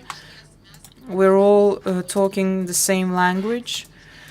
As an association providing support and assistance to patients, we represent ourselves as a patient association, patient-driven association.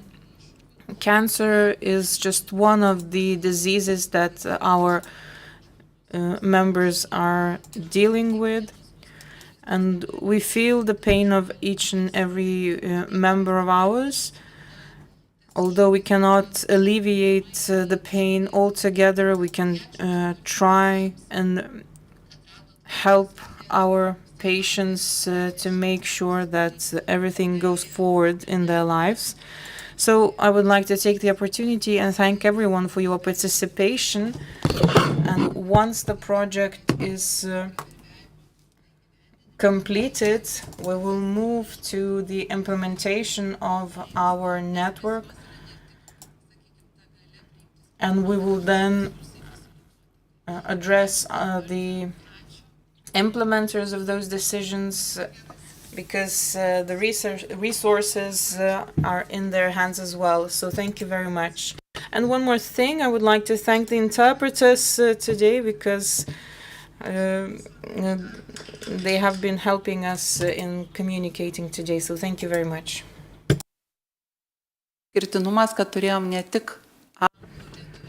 The exceptionality of today's event was not only the interpretation English and Lithuanian available, we have also been broadcast online, and we had the sign language interpreters available today as well. So this means that our topics have also